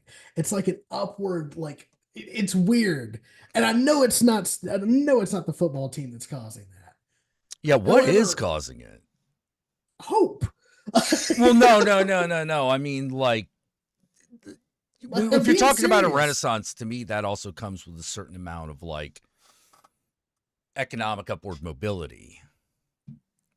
People are reinvesting into the Detroit economy. Okay. People are people are yeah, these people the Detroit just has a different mindset. And I don't say that I'm not saying that like as in like some cringy fucking way, you know what I mean? Like like Michigan's mindset, and this is as someone who's lived here for 6 months and has lived in another state for the majority of his life. The mindset is very much the fuck you, get out of my way, I'm gonna make this work.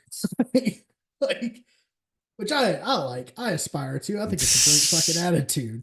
Because like they're nice, but like if they don't want to talk to you, they don't talk to you. I prefer that way. Yeah.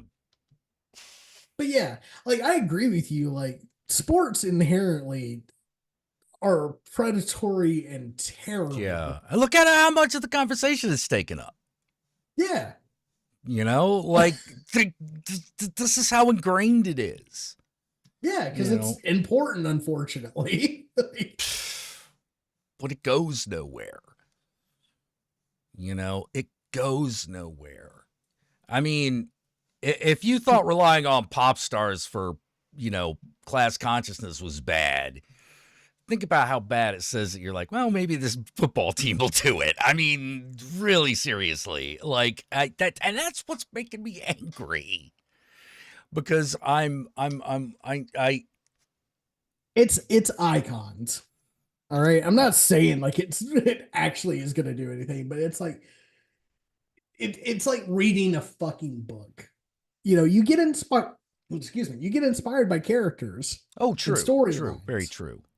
That's where my enjoyment of sports comes from. Like the sports itself is like secondary.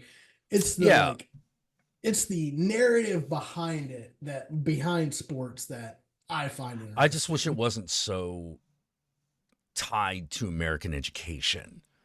Oh, I agree. Yeah. Because to me, when you attach it to education, it's a leech. It's a parasite that is basically killing the host body. And I don't understand. About all I understand. Look, all I You're really in the minority with that. Like, I understand sports metaphors, but that's about it, because I don't give a shit if local sports team wins or goes all the way or goes to state this year. I just absolutely don't fucking care. I don't care about the minutia of the things I love like that. I just don't think that way. I don't need it. I don't need to always be winning. I need things to always be trying to keep existing. I need the things I like to always try to keep existing. And it pains me when it's not that popular, but oh well, I guess I'll just have to relive my frustrated youth, which I'm doing anyway. So, man, I mean, but that's the thing. Like, the Raiders, the hate for the Raiders is real. Well, fuck yeah. That right there. A team that was beloved. It was an institution in fucking Oakland. Why did it go the fuck away? Capitalism. Because the owner was a piece of shit. Yeah. Oh, let's move to LA. Fuck you. Okay, let's go back to Oakland. All right. Let's go to Las Vegas. Okay, let's just burn this shit down. Like, I mean, I loved when that announcement happened. There used to be dedicated like Raiders stores that sold Raiders merch. They all closed. They were all was beautiful. Yeah, because they got fucking betrayed. Yeah. By a greedy fucking owner. Mm-hmm. And they moved to Las Vegas. What fucking fan base exists in Las Vegas? Las Vegas is a fake town. Oh, yeah. Don't believe me? Go there sometime. I feel like, I was like, Las Vegas? Were you going to get upstaged by the showgirls? Like, why would you do that? Las Vegas, like, you do know that the only people that go to shit in Las Vegas are tourists, right? Oh, yeah. Develop a fan base out there. Yeah. There aren't actually that many locals. I love when the house loses for Vegas teams. Yeah, it's great. Oh, man. because when I think of Las Vegas, I'm gonna think of football, right? You know, like, nah, I'm sorry, that gambling and showgirls has got it wrapped up tight. Well, now that sports betting is legal in pretty much the entire United States, that's, now football. Oh, right. Yeah. Sports betting because it's an app now. Because it's an app now. Now it's legal because it's an app. Yeah, like you'd have to call somebody, like you knew somebody who was like keeping the numbers. Like, but they advertise sports betting now. I was like, you gotta be shitting me. You gotta be shitting me. Like, okay. RTJ being on a TurboTax commercial pissed me off so much. What the fuck, man? Like, when Killer Mike was starting to hang out with Herschel Walker, I knew shit was fucked. Oh, shit. Herschel Walker. Oh. Mm-hmm. I was like, It's that Georgia connection.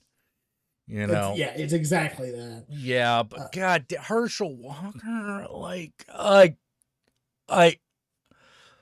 Buckwheat got more dignity. You know, and I'm not even going to bring in Shiny, because Shiny always had dignity. Shiny had real dignity, unlike Buckwheat. And you all probably forgot who Shiny was. He was a little black kid in the bowler hat. Kind of racist. A little racist, because you know why he was called Shiny? Because he found shoes. Why he's called Shiny.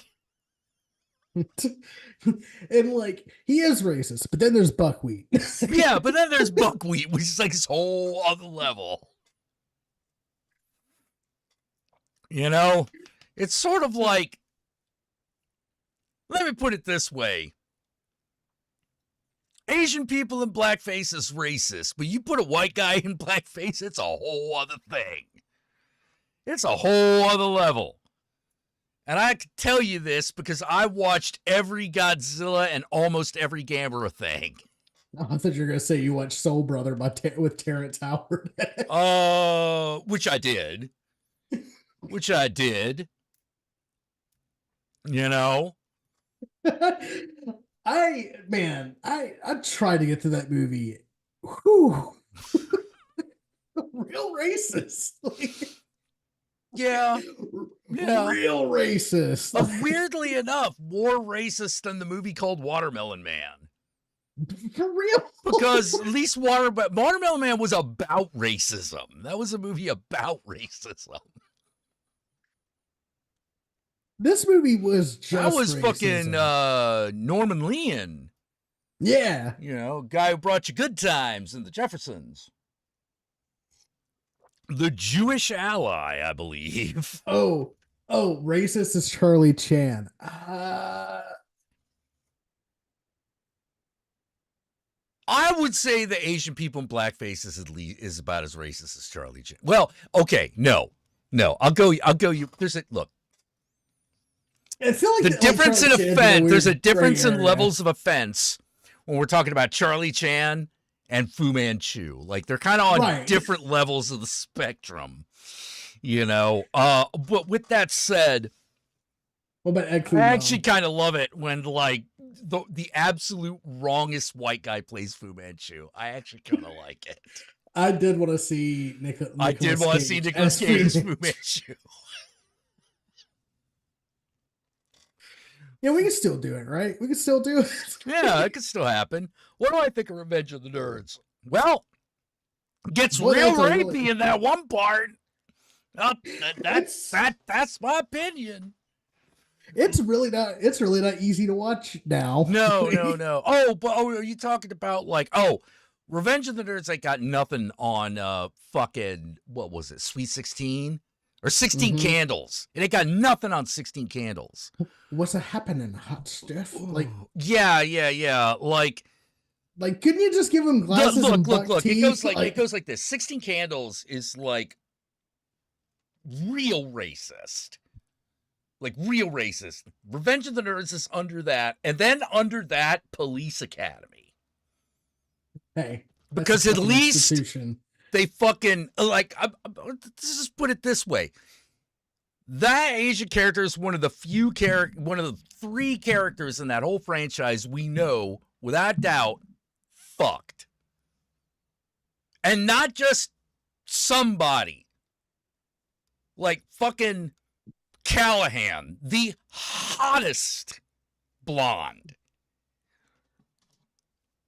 It will not shock you, chat. Callahan has gigantic tits. She has gigantic tits. Yeah. She has big hooters. You know, Leslie Eastbrook. Yeah. Yeah. Yeah. She's you know hot. it. Yep. Yeah. Oh, I hated Long Duck Dog. I can't watch that movie. I can't watch that movie without wanting to punch somebody. You know? What about Egg Fun You? Or fuck, what's the name of it? The fucking. It's the Marvel villain, the one that's just a big fucking egg. Egg Foo. Oh, Egg Foo Young? Yeah. Yeah, Egg Foo. Yeah, they better not bring that one back. That's what I'm saying. On. For a special like Ironheart movie? No. No, don't even do it. Don't even try. You know, They get James Hong to play it. Yeah, no, don't even try. James Hong can play fucking Mandarin. No, not Mandarin. We already got that guy. No, what we was need, that we dragon? need real What was that Mandarin. dragon's name? Oh, Fing Fu Fong. Fing Fang Foom. Yeah, he can play Fing Fang Foom. I'm okay with Fing That Fang shit would Foom rock. showing up. I'm okay with Fing Fang Voice- Foom showing up, but voiced I'm by not James okay with Egg Hong? Foo showing up. Was that Marvel? I think so. Hold on. Egg Foo Comics. is DC. Thank you, Geonite. Of Egg course, Foo. Geonite's Okay, gonna check it's me on it. DC. Okay. Well, oh yeah, Wonder Woman villain. Fuck that. Fuck that. It's Not just dude. such a Oh, great egg, God though. damn it. I clicked something off and now there's a picture of fucking Mark Zuckerberg with his fucking, what kind of fucking VR glasses is he wearing now? Oh, he's probably wearing those Oculus Rifts or the Oculus Quest. No, I mean like, dude, those glasses are thick as fuck. Like these are like glasses he's wearing, and they're like thick as fuck. Is that why you got a perm? You can't wear like contacts anymore or something? Quick, No, don't he got notice my huge glasses? No, he got a perm for like the same reason all the other tech bros are getting really fucking giddy right now. Like their guy won, and now the God King Elon Musk is in charge of everything. So Get a perm, get a real haircut. Like a man, like God. yeah, get a fucking mohawk. Get a mohawk like a man, like, or a woman, doesn't matter. Paint your fucking nails. Yeah, paint your fucking nails. Fuck this. It's like, oh, we're bringing the perm back. Well, yeah, prison rape. It's a good song by Sublime. What? It's a good song. No, By it's a good song. It's a good song by Tool. Yeah. Well, but that would be prison sex. Well, prison sex is pretty much only one thing. Yeah. Well, I mean, true. Probably better Ray-Ban. Oh my God!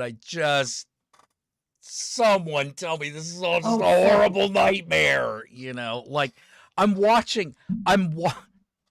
you're watching. Yuppies are fucking everywhere. I'm from the '80s, so I still got yuppies like fucking hardwired into the speech centers in my fucking brain. Fucking yuppies is everywhere, and they're young. Fuck it. Fuck them. Screw them. You gotta be kidding me. We're gonna put the Zuckerberg in charge of shit. We're gonna put Musk in charge of shit. Fuck that. Fuck this. Jack, the League of billionaires. They're really Unfuckable smart. Gentlemen is what it is.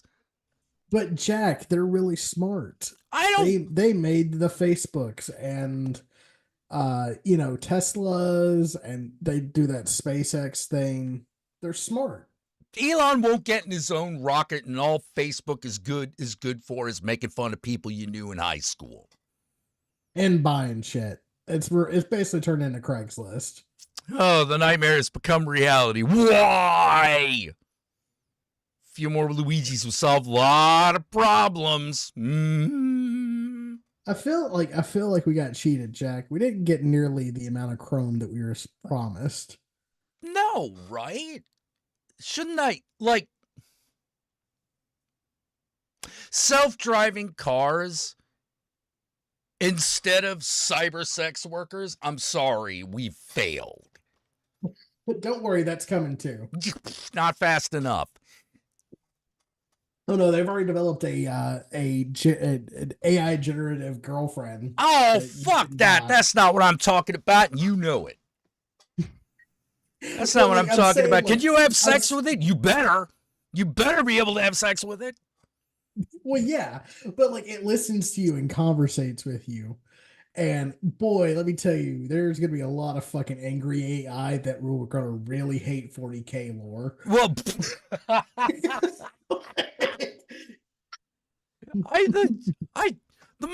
more I think about it, the more I realize the thing that separates me from the majority of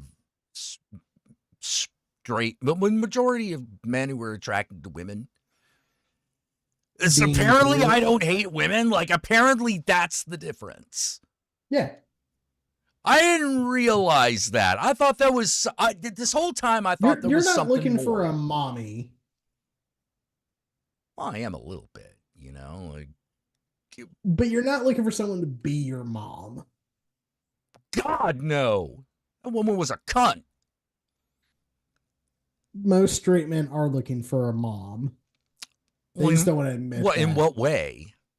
Someone to do all their shit for them. Yeah, you gotta understand. I came from such a dysfunctional my mom was so dysfunctional. When people say, "Mom," I get it. I don't have that instinctual understanding of what the fuck that means. Yeah, I don't understand patriarchy because my dad was a piece of shit. Like, but what I'm saying is like, people, like, most straight men want a partner, not because like of any romantic reason or hell, not even sometimes in sexual reasons. They just want someone to do shit for them and listen to them. But they don't want to reciprocate that. They just want someone to do that shit for them. And then they get all the benefits, but none of the trade-offs, you know? Oh. Yeah. Oh, okay. So like do the laundry, but don't like. No, you think women are like are their own people? Are people? You know? Yeah. And they don't. And that's the reason why they're not involuntary celibate. They're unfuckables. Yeah, they want a maid. They want someone to, like, again, to be their mom. Like, you know, cook their food for them and, like, you know, pick out their clothes and fucking all that dumb bullshit. But they don't want to do any of the reciprocating half of it.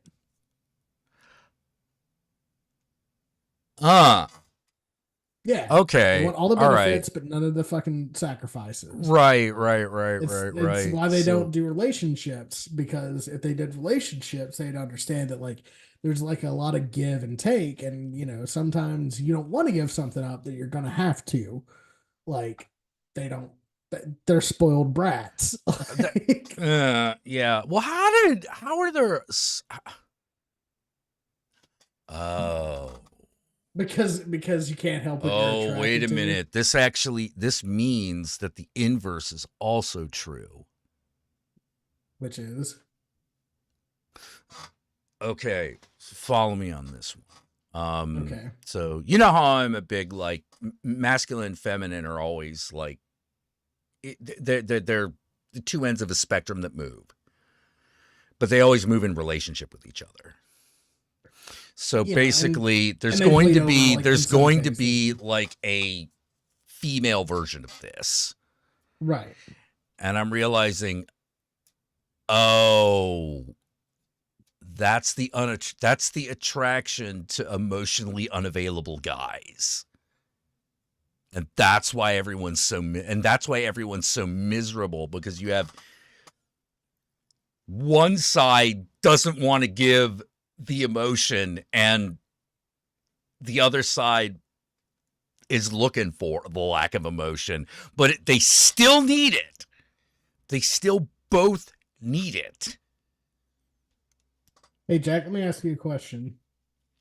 Woo! Have you ever been the emotional sponge for someone that's in a relationship like that?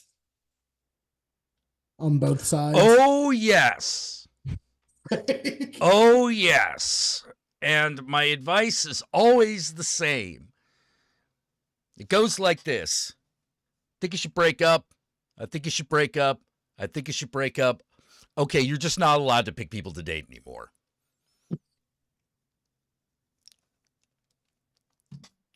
You know, like, you're bad at this.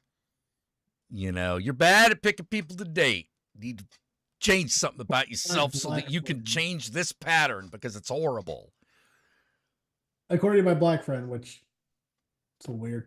That's how he sees black women and refuses to date black women. Okay. According to my black friend, that's how he sees black women, why he refuses to date black women. Well, to quote one of my favorite meme videos, women didn't start acting like bitches until men started acting like dogs. I don't know. I've always found black women very easy to talk to. Same. But again, we're both queer men. Well, we're weird, you know, like we're definitely weird. Like black woman's attracted to you, she'll let you know. Like I appreciate that. You know, even if it's not reciprocal, I still appreciate it, you know. And like, you know. And when it is reciprocal, hey.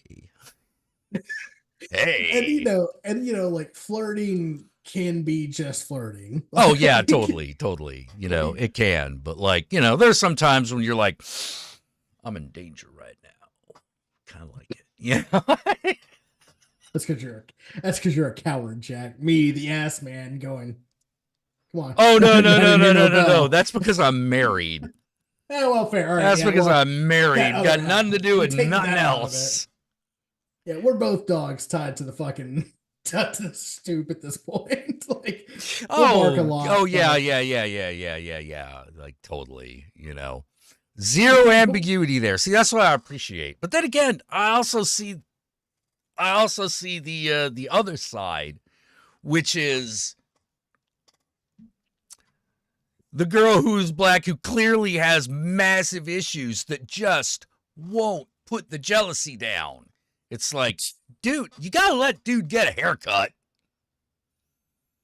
You know, like come on, man's got to get a haircut. Like, what are you talking about? If he wants to go to the barbershop, just be like, just give me a fade, you know, or whatever the fuck. Why do you have to throw a brick through his? Yeah, why do you gotta throw a brick through the fucking? First of all, that brick, that window belongs to the barbershop owner. Now you're making it his problem.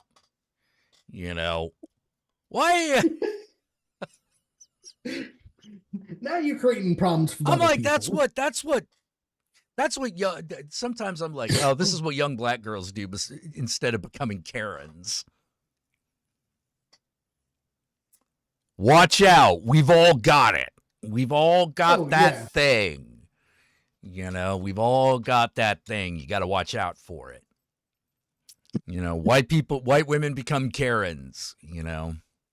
We've all got that thing. I'm looking forward to just, I don't know what. I always just imagine myself as like an angry Asian guy sitting in a convenience store fanning himself, playing cards. I think it's because you watch Cowboy Bebop. I think it is because I watch Cowboy Bebop, you know, like and other like media, you know. It's just like look at this mean mug everybody, like I'm giving him the fucking Asian curse, man. Yogi. Yeah. We're gonna be the three guys in all those Cowboy Bebop episodes. They're always commenting on shit, like, well, looks like they're at it again. My move. Take that, sucker. Why are you always cheating at Go? Why are you always cheating at Go? It's like, there's no such thing, you know? Don't call me a cheater just because I'm winning, you know? You're only winning because you're taking his pieces. You shut up. You're not shut part up. of this. Shut up. Not part of this argument. He descended to see Life's Man, Cave Johnson's fantasy.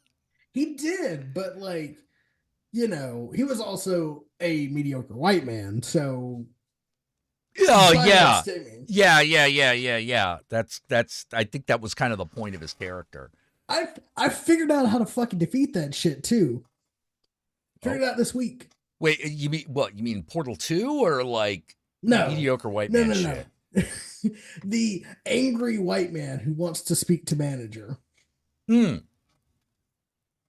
I think it's, unfortunately, I think it's a thing that only works if you are male. Oh, okay. All right. Well, you know, some strategy is better than none. Which is this. When they start getting in their feels and being really mad about something, just like I found going, all right, I understand, but first I need this information. All right, cool. Now I've got that information. What is your issue? What about, you know, the person that I work in storage now. The person who was calling was bitching about the fact that his father had a bunch of late fees. And I was like, I understand, sir. However, I do need to point out the fact that your father has answered multiple phone calls, has came into the office multiple times to represent his own, unit. Well, I'm the executor of the estate, and all the emails are supposed to be going to me. What's your email? Blah, blah, blah, blah. That's the email we have. So maybe go into your spam folders. That's our primary way of communicating. Also, going back to the previous statement, your father is the one that has the name on here, and we have communicated to him. So I don't know what you're mad about, and I don't think you know what you're mad about, but I'll send you all the ledgers and all the times that we made payments with each other to that email. Keep an eye out for it. Well, I'll be in there Thursday, and I'll be here waiting for you, sir. Click, and he never fucking showed up. Oh yeah, of course. You know, of course, because he's gonna. You have to fucking meet them with that same energy. You can't play the fucking customers always right shit anymore. Anyone else miserable? Asks her mom from Mars. Yes. Yes. Complete fucking misery. Am I fucking busting it up between a pair of double D's right now? No. Therefore, miserable. You can't do that because I think YouTube. Well, I'm not going to do that on stream. Yeah, I don't want to sit in the cuck chair and I'm not into that. Like, it's not my kinks. I have a lot of kinks. That's not one of them. Oh man, I feel maybe we should start calling gaming chairs that. Yeah, get back in your cuck chair. Listen, bud, the only thing you're humping is your fist. Like, man. Oh. Sorry, I feel like I was going somewhere with that and then lost it. It's okay. It happens. It happens. You see that fucking Daredevil fucking trailer? I did see that Daredevil trailer. I'm cautiously optimistic. I am cautiously optimistic. I'm a little shocked they brought Punisher back. I know. I was a little sad that the guy it seems to be a new Foggy, which I'm. Yeah, I like the old Foggy. I like the old guy a lot. You know, so I was really. I mean, I'm glad that Ann Worrell is back as Deborah Ann Worrell. Yeah, Deborah Ann Worrell is back. Because I was afraid they were going to recast her too. You know. I guess that explains the reason why she did that interview on John Barenthal's podcast about D&D. Yeah, well, she's a big role playing nerd. You know. Yeah. Oh, have you seen that clip? Yeah, that's from a while back, isn't it? Yeah, where she's explaining what D&D is to John, and while doing it, it's basically playing a game of D&D with him. Oh, nice. Oh, it is so good. I was like, that's the perfect way to introduce D&D to people that don't understand it and have never played it. Oh man, what'd she do? She basically was like, okay, so basically D&D is a game of imagination and pretend. It's collaborative storytelling. So let's say that you are in the woods and you're currently hunting a deer. Do you have a bow or a crossbow? And he's like, I have a bow. And she's like, okay. So you reach back and grab your bow and you see your target. You notch your arrow. All right, roll to attack. And he's like, okay, I do that. And she's like, okay, you hit. And then he like basically goes into like the description of what a session of D&D is. And she's like, that's basically what it is. Like it's perfect. You can probably find it on YouTube. Gotcha. Actually, that was the original Foggy actor. He just has a beard. Oh, thank God. Oh, really? Yeah. I didn't recognize him. It's because he has a beard. Hold on. If I put in Foggy with a beard, do they? No, I'm seeing Foggy Lake beard. That's not. God damn it. Oh, God. Hold on. Just put like Foggy furry beard. That should probably help you out. Huh. Okay. Oh, so it's.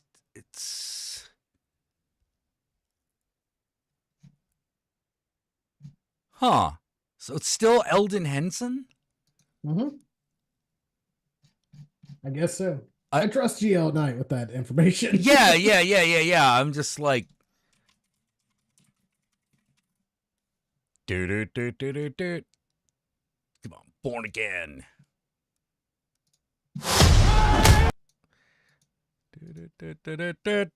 I mean, I'm okay. So because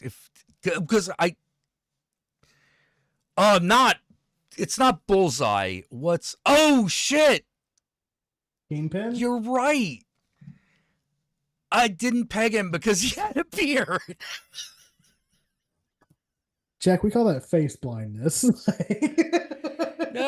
the minute you brought it up, I was like, it is the same guy. I look at it again. Oh shit, wait, it is. Awesome. What's wrong with his face? It has a beard. I hate it. I hate it. You know, I hate it. I don't like it. You know. Oh, get it off. Yeah. Much like a newborn child seeing their father.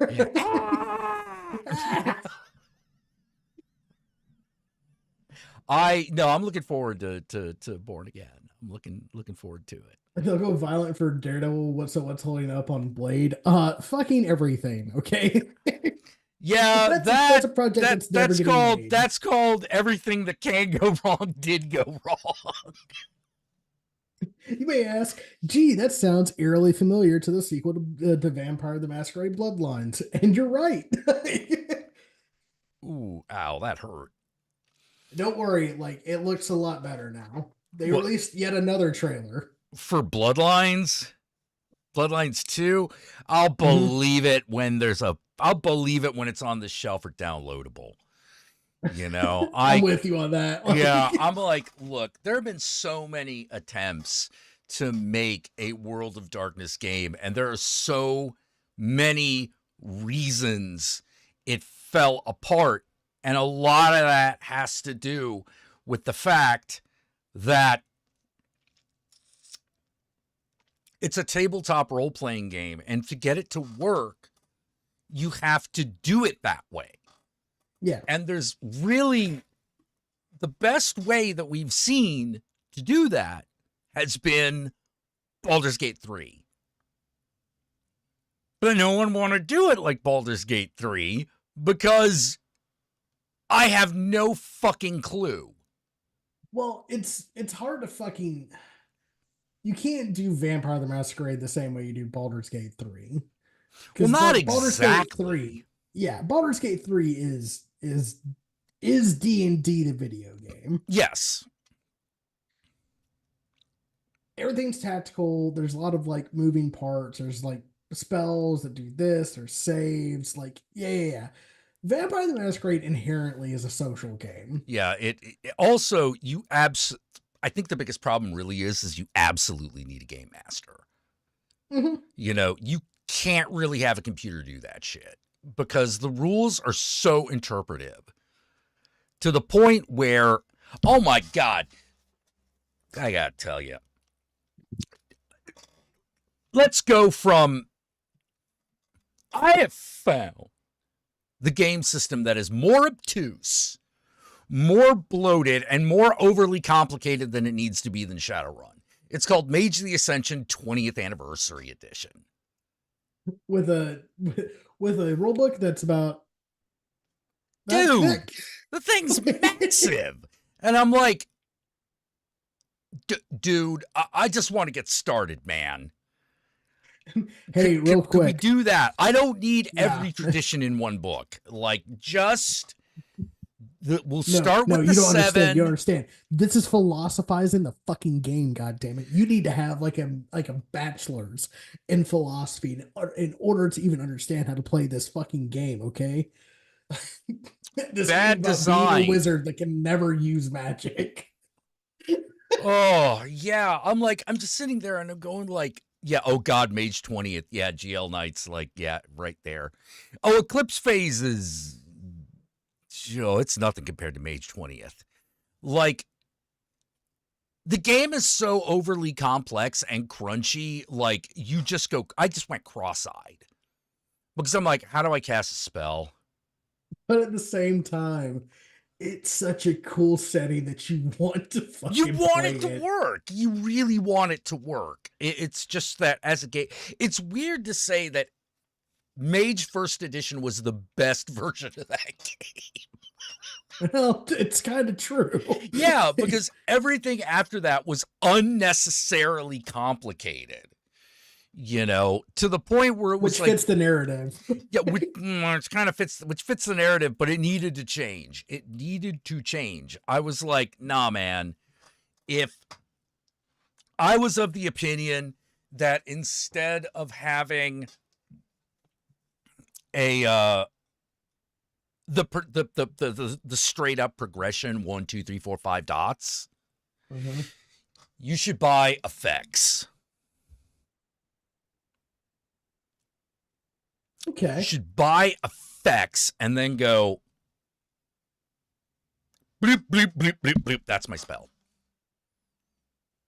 I have these effects. I can put them together in this way. That's my spell. Well, what does the spell that you are suggesting fit within those mechanics? Yes, then it's go. Oh. But Jack, and here's how you adjudicate all those little parts. Because there's really only, you can actually use D&D as a model for this. Because what are the parts of the spell? There is the caster, the target, and the gobbledygook. Finally, the special effect. Basically that's it. Yeah. Range, you can standardize range, you can standardize area, you can standardize all that crap and just be like, okay, boom, there you go. It's a game. You could arbitrarily say, oh yeah, spells just have a range of 50 feet. You could do that. It's a game. But I feel like with all the rules that Mage 20th gave you, though, you could just do that and nobody would question it. Yeah, but the problem is still no one would understand how to play the game. That's not the point. No, that is the point. That is the point. The point of playing Mage the Ascension is to feel bad about the state of the world. Oh, isn't that Vampire the Masquerade? No, because you're hot. You're hot. In Mage, you're a nerd. Yeah, big nerd. Yeah. Yeah, Mage 20 is a game that's fearful of being a game. Yeah. Yeah.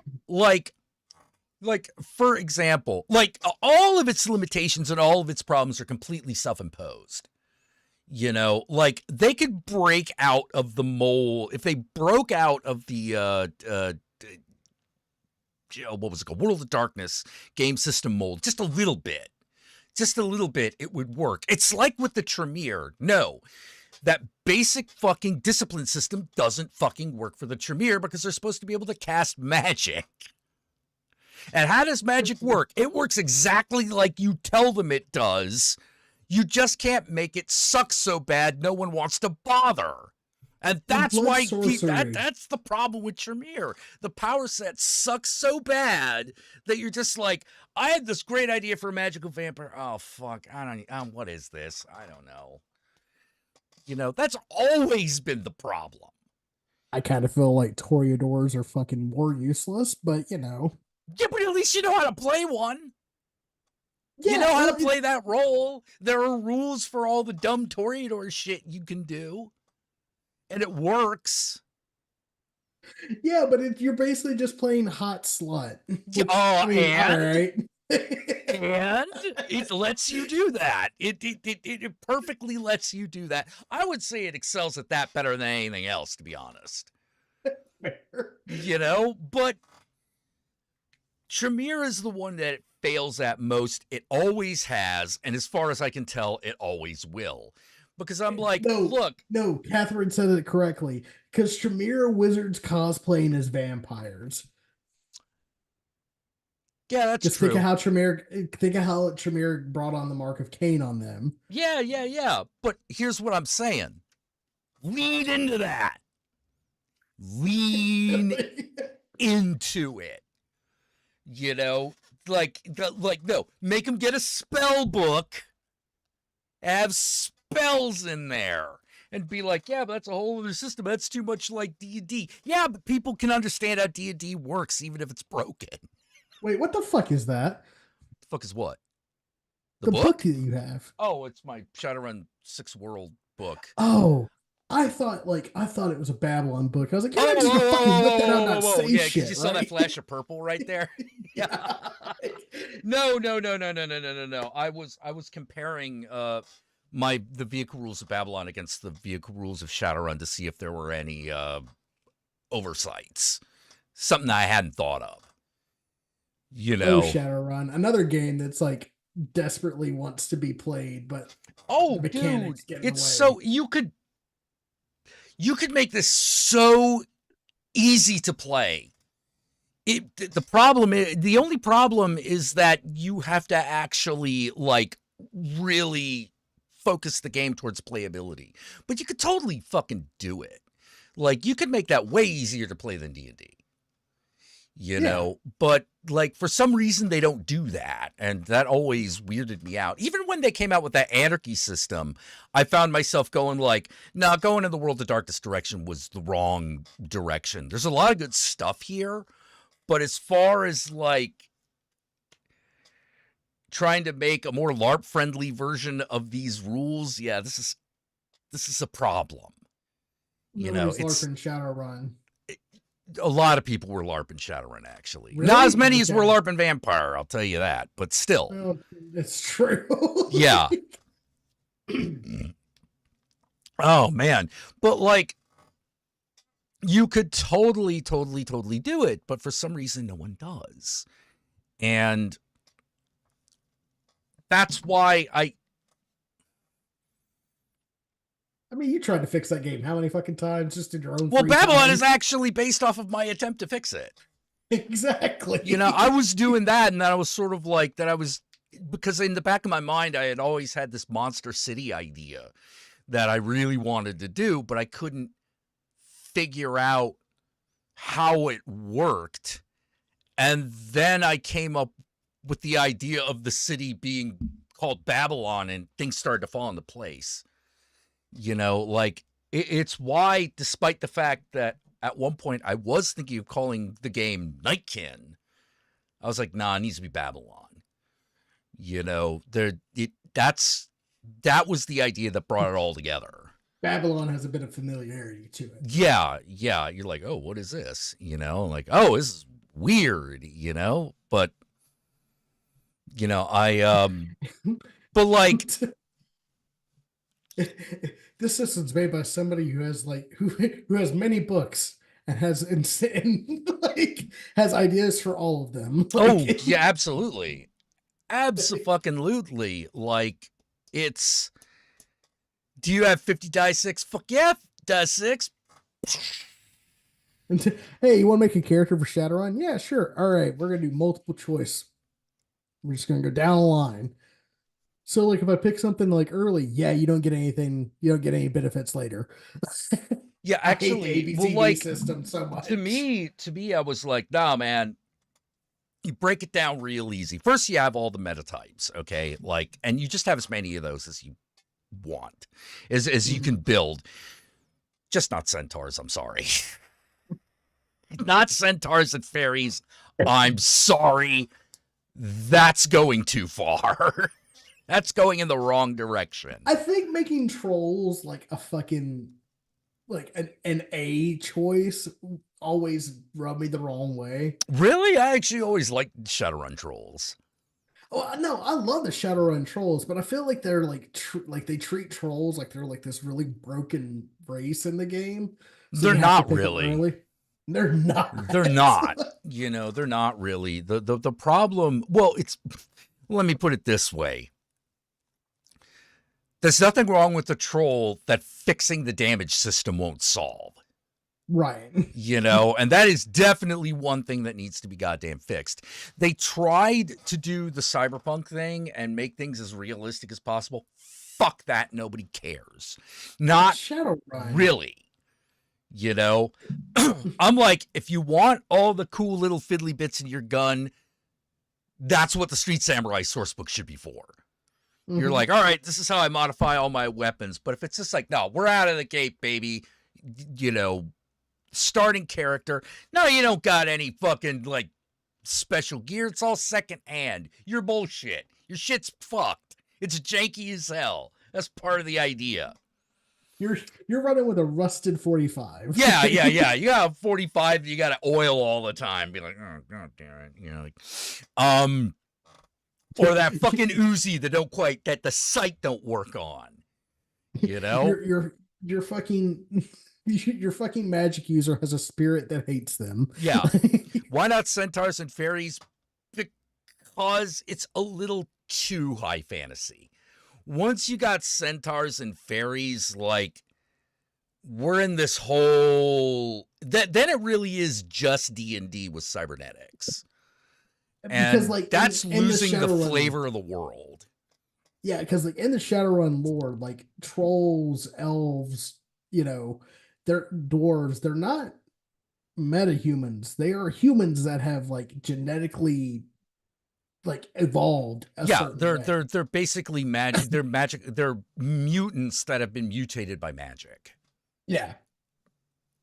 You know, and yeah, you could justify pixies and fucking centaurs with that, but it just, to me, it just goes in the wrong direction. You know, that's not quite the same. That's not quite right. Yeah. With that said, like, I never minded the idea of the shape changers. Yeah, that's kind of cyberpunky. Yeah. It's like there's always been, but cyberpunk always had its furry contingent, right?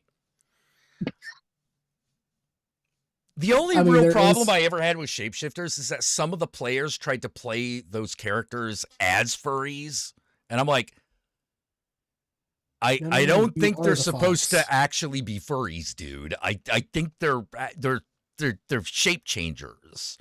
However, I'd be cool with that. Probably it wouldn't have been when it came to some of the guys I was dealing with.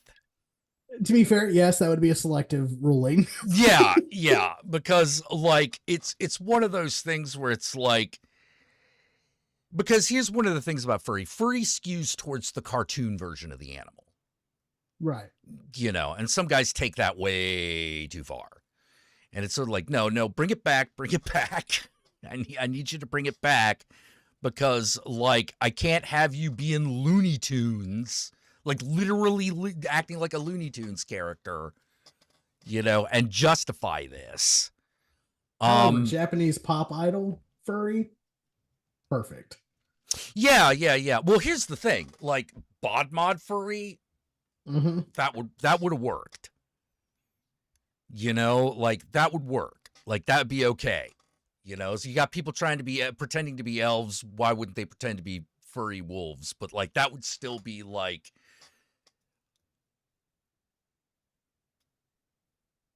I don't know where I was going with that, but like it would work. Like it would work, and it wouldn't break this. It wouldn't make the setting something it shouldn't. It's like playing a furry in Cyberpunk.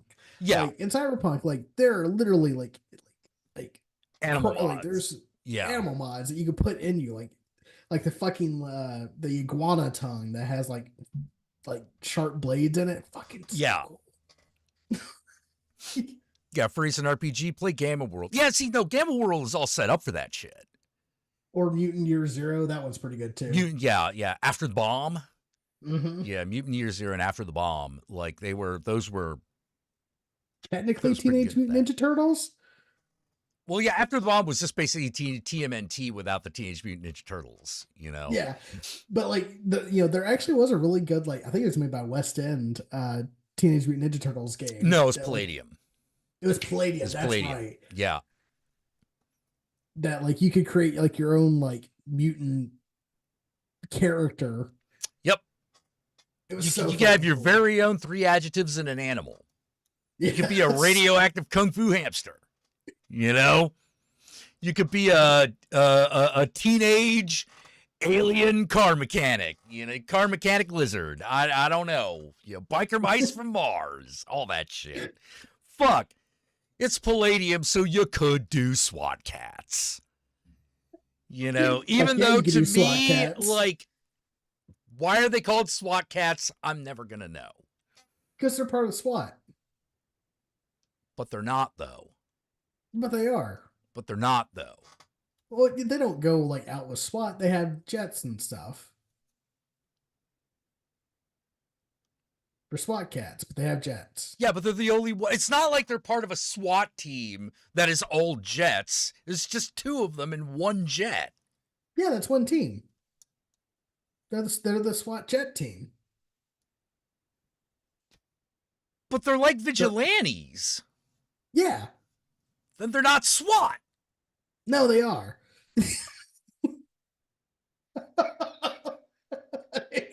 Does Babylon have centaurs and fairies?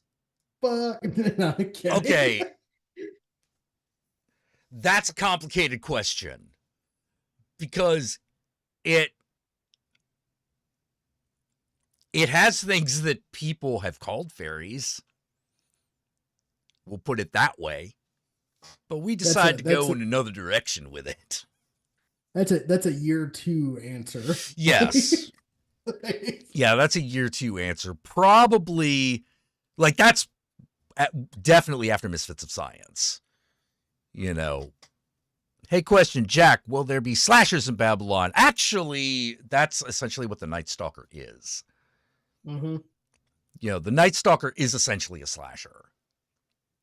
You know, but not necessarily, but way more like the Shape and Jason kind of stuff, because I couldn't figure out how to make Freddy Krueger fucking work.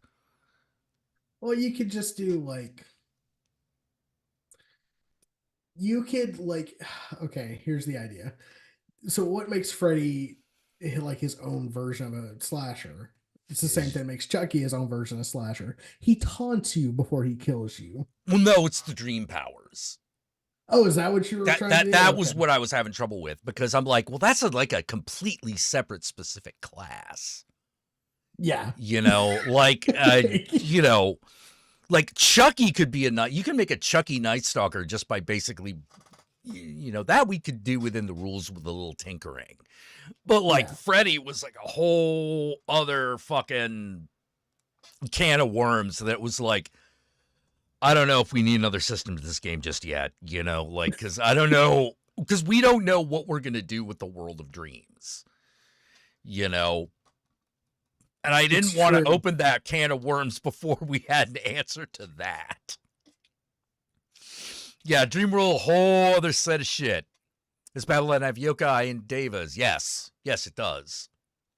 Yokai definitely, the devas are kind of in the background at the moment because Babylon has a little bit of sigil in it. Yeah. Like Babylon has a bit of sigil in it, you know. So there are definitely allusions to them, but like they're not going to be out forward. They're going to be way in the background for now, until we can figure out what exactly we want to do with that idea. Yeah, Jason is a peak Night Stalker. Yeah. Because like one of the Night Stalker's big abilities is literally the ability to vanish. You know, boom. And they have another one where they can basically teleport and attack, you know. It's great. Yeah. I've seen it in action. It's great. Yeah. Mine's been on Yuki Onna. Which one's the Yuki Onna? Is that the Snow Maiden or... SWAT cats are vigilante crime fighting duo from the Hanna-Barbera cartoon Yuki SWAT Cats. Onna. Yeah, the Snow Woman. Haven't figured out what to do with that one. But the Slipmouth Woman is in there. Yeah, like I think to once again, hopefully sell this book to you wonderful people. I think like once you get the setting book and you start reading about like the other stuff, like if you're a GM, like if you're a game master, like unlike certain other systems that may or may not be more prominent, you're gonna get a setting and it's gonna like there's gonna be secrets that only you know about and that you get to pull from every once in a while. You get to build that part of your world. Yeah. But we actually give you like a heads up on it and like what the weird shit is instead of just going make it up. Yeah. Yeah, like anything that anyone wants to play. Hey, Jack, will there be a witch race option? Okay, depends on what you mean by that. Because there is a race known as the Witchborn. But there are many. The more we worked on them, the more we realized that, there was a lot there. Mm-hmm. There was a lot there. That's why we're leaving it for another book, because I was like, we came up with so many options that it was like, I would love to do all these. We do not have time. We do not have time to do this for the first book. It's too much, you know. So, but that's definitely something that we're going to put in. Now, if you mean like spellcasters, yeah, that's a class. You know, you basically have a kin and a class, you know, or what kin and role. And one of the roles is Cenobite. You love what? I love the Cenobite. Is the Apostle? Yeah, yes. The Apostle. Yeah. Just having unholy communion. Yeah. Yeah. The you have the Apostle, which is your like dark divine caster, and then you have the Occultist, which is like your essentially mage. There are 3 types of each. With the Apostle, there is you either worship Babylon, the Great Horned One, Satan, or Leviathan. And for the Occultist, you are either a fortune teller, a psychosorcerer, which I'm thinking I'm playing with the idea of changing the name of the psychosorcerer to the psychomancer. I think that works better.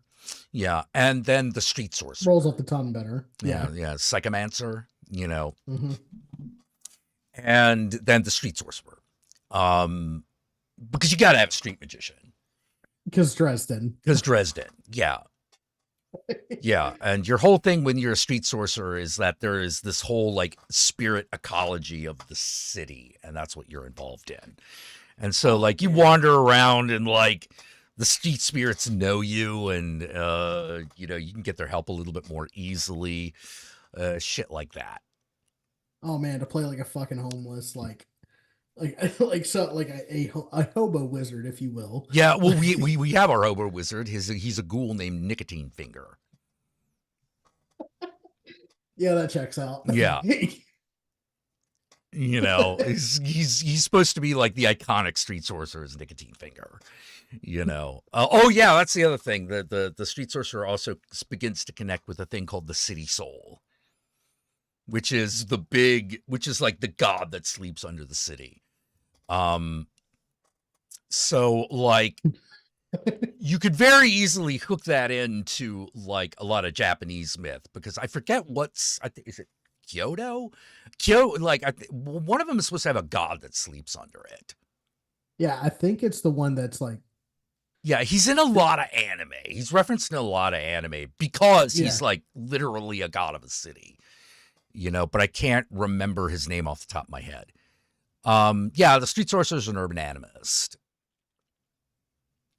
You know, in between Dresden and John Constantine. Yeah, that's the other like big influence. Constantine would fucking mollywop Dresden. Yeah. Oh, yeah. Dresden, like, because Constantine's basically like a fucking demon and an angel at the same fucking time now.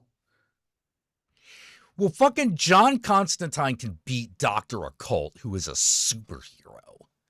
Right. You know, like, the only thing that's not superhero about John Constantine is the hero part. You know, he's way powerful. And but the thing about Constantine, and this is what I don't like about some versions of Constantine, particularly when he's dealing with the supers, is that my thing about Constantine was always, you should never be sure whether or not he actually has the power. You know what I mean? You know, you're like, wait, does he actually have magical powers, or is he just incredibly lucky? Yeah. You don't know. You know, because while everyone associates him with the fool of the tarot, everyone forgets that the magician literally is about, is it a trick or isn't it? Yeah. You know, is a skill, or is he tricking you into thinking so? You know, that's why it was sometimes called the juggler. You know, does he really have all that power, or is he bullshitting you? Wait, is there a difference? You know, that's the magician. We don't know if he actually has magical power, but everyone around him dies. Yeah, bad things happen to people who cross him, and sometimes his allies too. Actually, a lot of the times his allies. Yeah, too. a lot of times his allies like are on the ass end of whatever he's up to. You know, but like the best Constantine stories are the ones where he doesn't cast an actual an identifiable spell. Right. Where you're just sort of like, wait, did he, like, one of my favorites was about Chaz's mom and the talking monkey. Yes. Oh my God, that story is awesome. She was putty in my hands. And I love the TV series. There's one episode, it's the Papa Midnight episode. Oh, of course. Basically they both take acid and fucking transcendentally like meditate together. Did magic happen? Probably. Does it say? Yeah, it was something that I actually really liked it in Preacher, the comic. The comic Preacher, he runs into the voodoo priest, where he's like, "Oh man, is this all we're gonna do? I was kind of expecting more." It's like, "What? Did you think I was gonna pull a snake out of a magic bag and we were gonna see spirits and I was gonna give you the whole voodoo thing?" Yeah, actually, man, yeah. I kind of was. Well, maybe I will. Maybe I will. You know, you pay for the whole show, right? Yeah. You bought a ticket to the whole show there. What was his name again? Preacher? Was it John? No, it wasn't John. Jesse Custer. Jesse Custer. Yeah. Maybe I will, Jesse. Maybe I will. Yeah. I like the show, but the show is not the comic. No, it's not. It's not. What was that other one I really liked? Oh, Jesus, The Invisibles. Grant Morrison's The Invisibles. Fucking Jim Crow. I loved that character so much. I do love, like, I know people get really weird, and by people I mean white people, get really weird about like talking about racism, because like I feel like character really like, oh, it's really racist. Yeah, on purpose. On purpose. like he's a witch doctor named Jim Crow. You know, first of all, that's the first hurdle you got to get over. Yeah. But then you get into all the stuff that's extra, because Jim Crow is extra. That character is so extra. Like, his familiar is a giant raven called Ouija Bird. Yeah. And Ouija Bird only spells things out. You know, he only spells things out, you know, but he generally doesn't say too much. He usually just says things like S-H-I-T. S-H-I-T, S-H-I-T. You know, what do you think of this guy? M-U-T-H-A, M-U-T-H-A. M-U-T-H-A, F-U-T-H-A. You know, my characters are terrible. Yes. Oh, so amazing. Well, it's the fact that you get to the end of the first Jim Crow story and it's literally him in a boardroom leading a minstrel show that is literally devouring CEOs. And Jim Crow is black. Like, he is way black. But he's putting on the song and dance. Yeah, but he puts on he's putting on the song and dance. Oh, I'm so sorry, master. Can't interrupt an important white man in white man business. As these guys, these zombies are just fucking devouring them.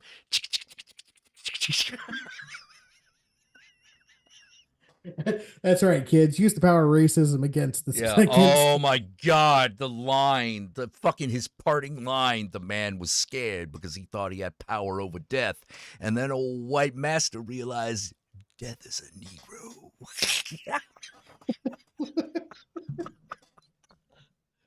Oh my God! Oh, Snoop Dogg would be a great voice for Ouija Bird.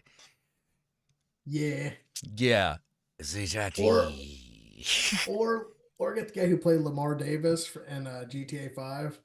I can't remember his fucking Oh name. shit! Yeah, yeah. You're talking about like, yo man, don't get on me just because you ain't got bitches on your dick. Nah, better yet, call up Teresa. Maybe she'll come out. Get you that yes haircut.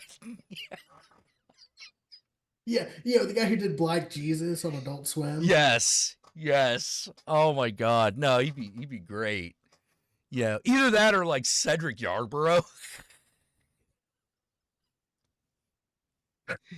You know, if he was still alive, hell, like John Witherspoon would have been great. Or we go another direction, get Bob the Drag Queen. Ooh, you mean from Bob's Burgers? No, I mean Bob the Drag Queen. Oh, from GTA. No, I mean Bob the Drag Queen, as I'm the lost. person. Do you not know who Bob the Drag Queen is? No, I don't. It is a drag queen icon. Okay, Bob the Drag Queen. Bob the Drag Queen. Okay, She's been on fucking RuPaul. Just talk shit about RuPaul. She's unapologetically New York queen. Like, huh? No, I'm not familiar. Oh man, you need to start watching RuPaul's Drag Race. You need. Best known for winning the 8th season of RuPaul's Drag Race. Huh. Mm-hmm. Okay.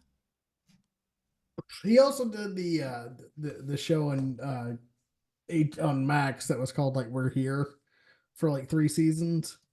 Shout out to which was Russell. basically like it was like cry bait for straight people. Let's see, Bob the Drag Queen. Okay, I'm seeing video.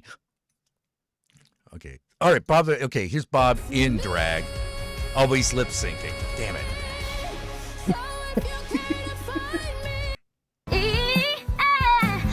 God damn it.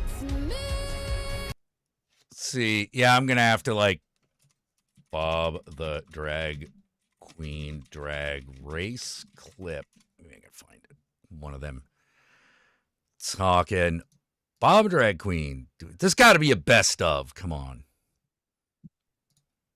Well, error occurred. Okay, apparently I'm not allowed. Hello, it is me, Bob the Drag Queen, and we are back on YouTube. First of all, No, that would be. Now, question: should they be using their male voice or their drag voice? Well, they kind of use like the same voice for both. So okay, all right. Or maybe they should be doing that guy from TikTok. Oh, bitch.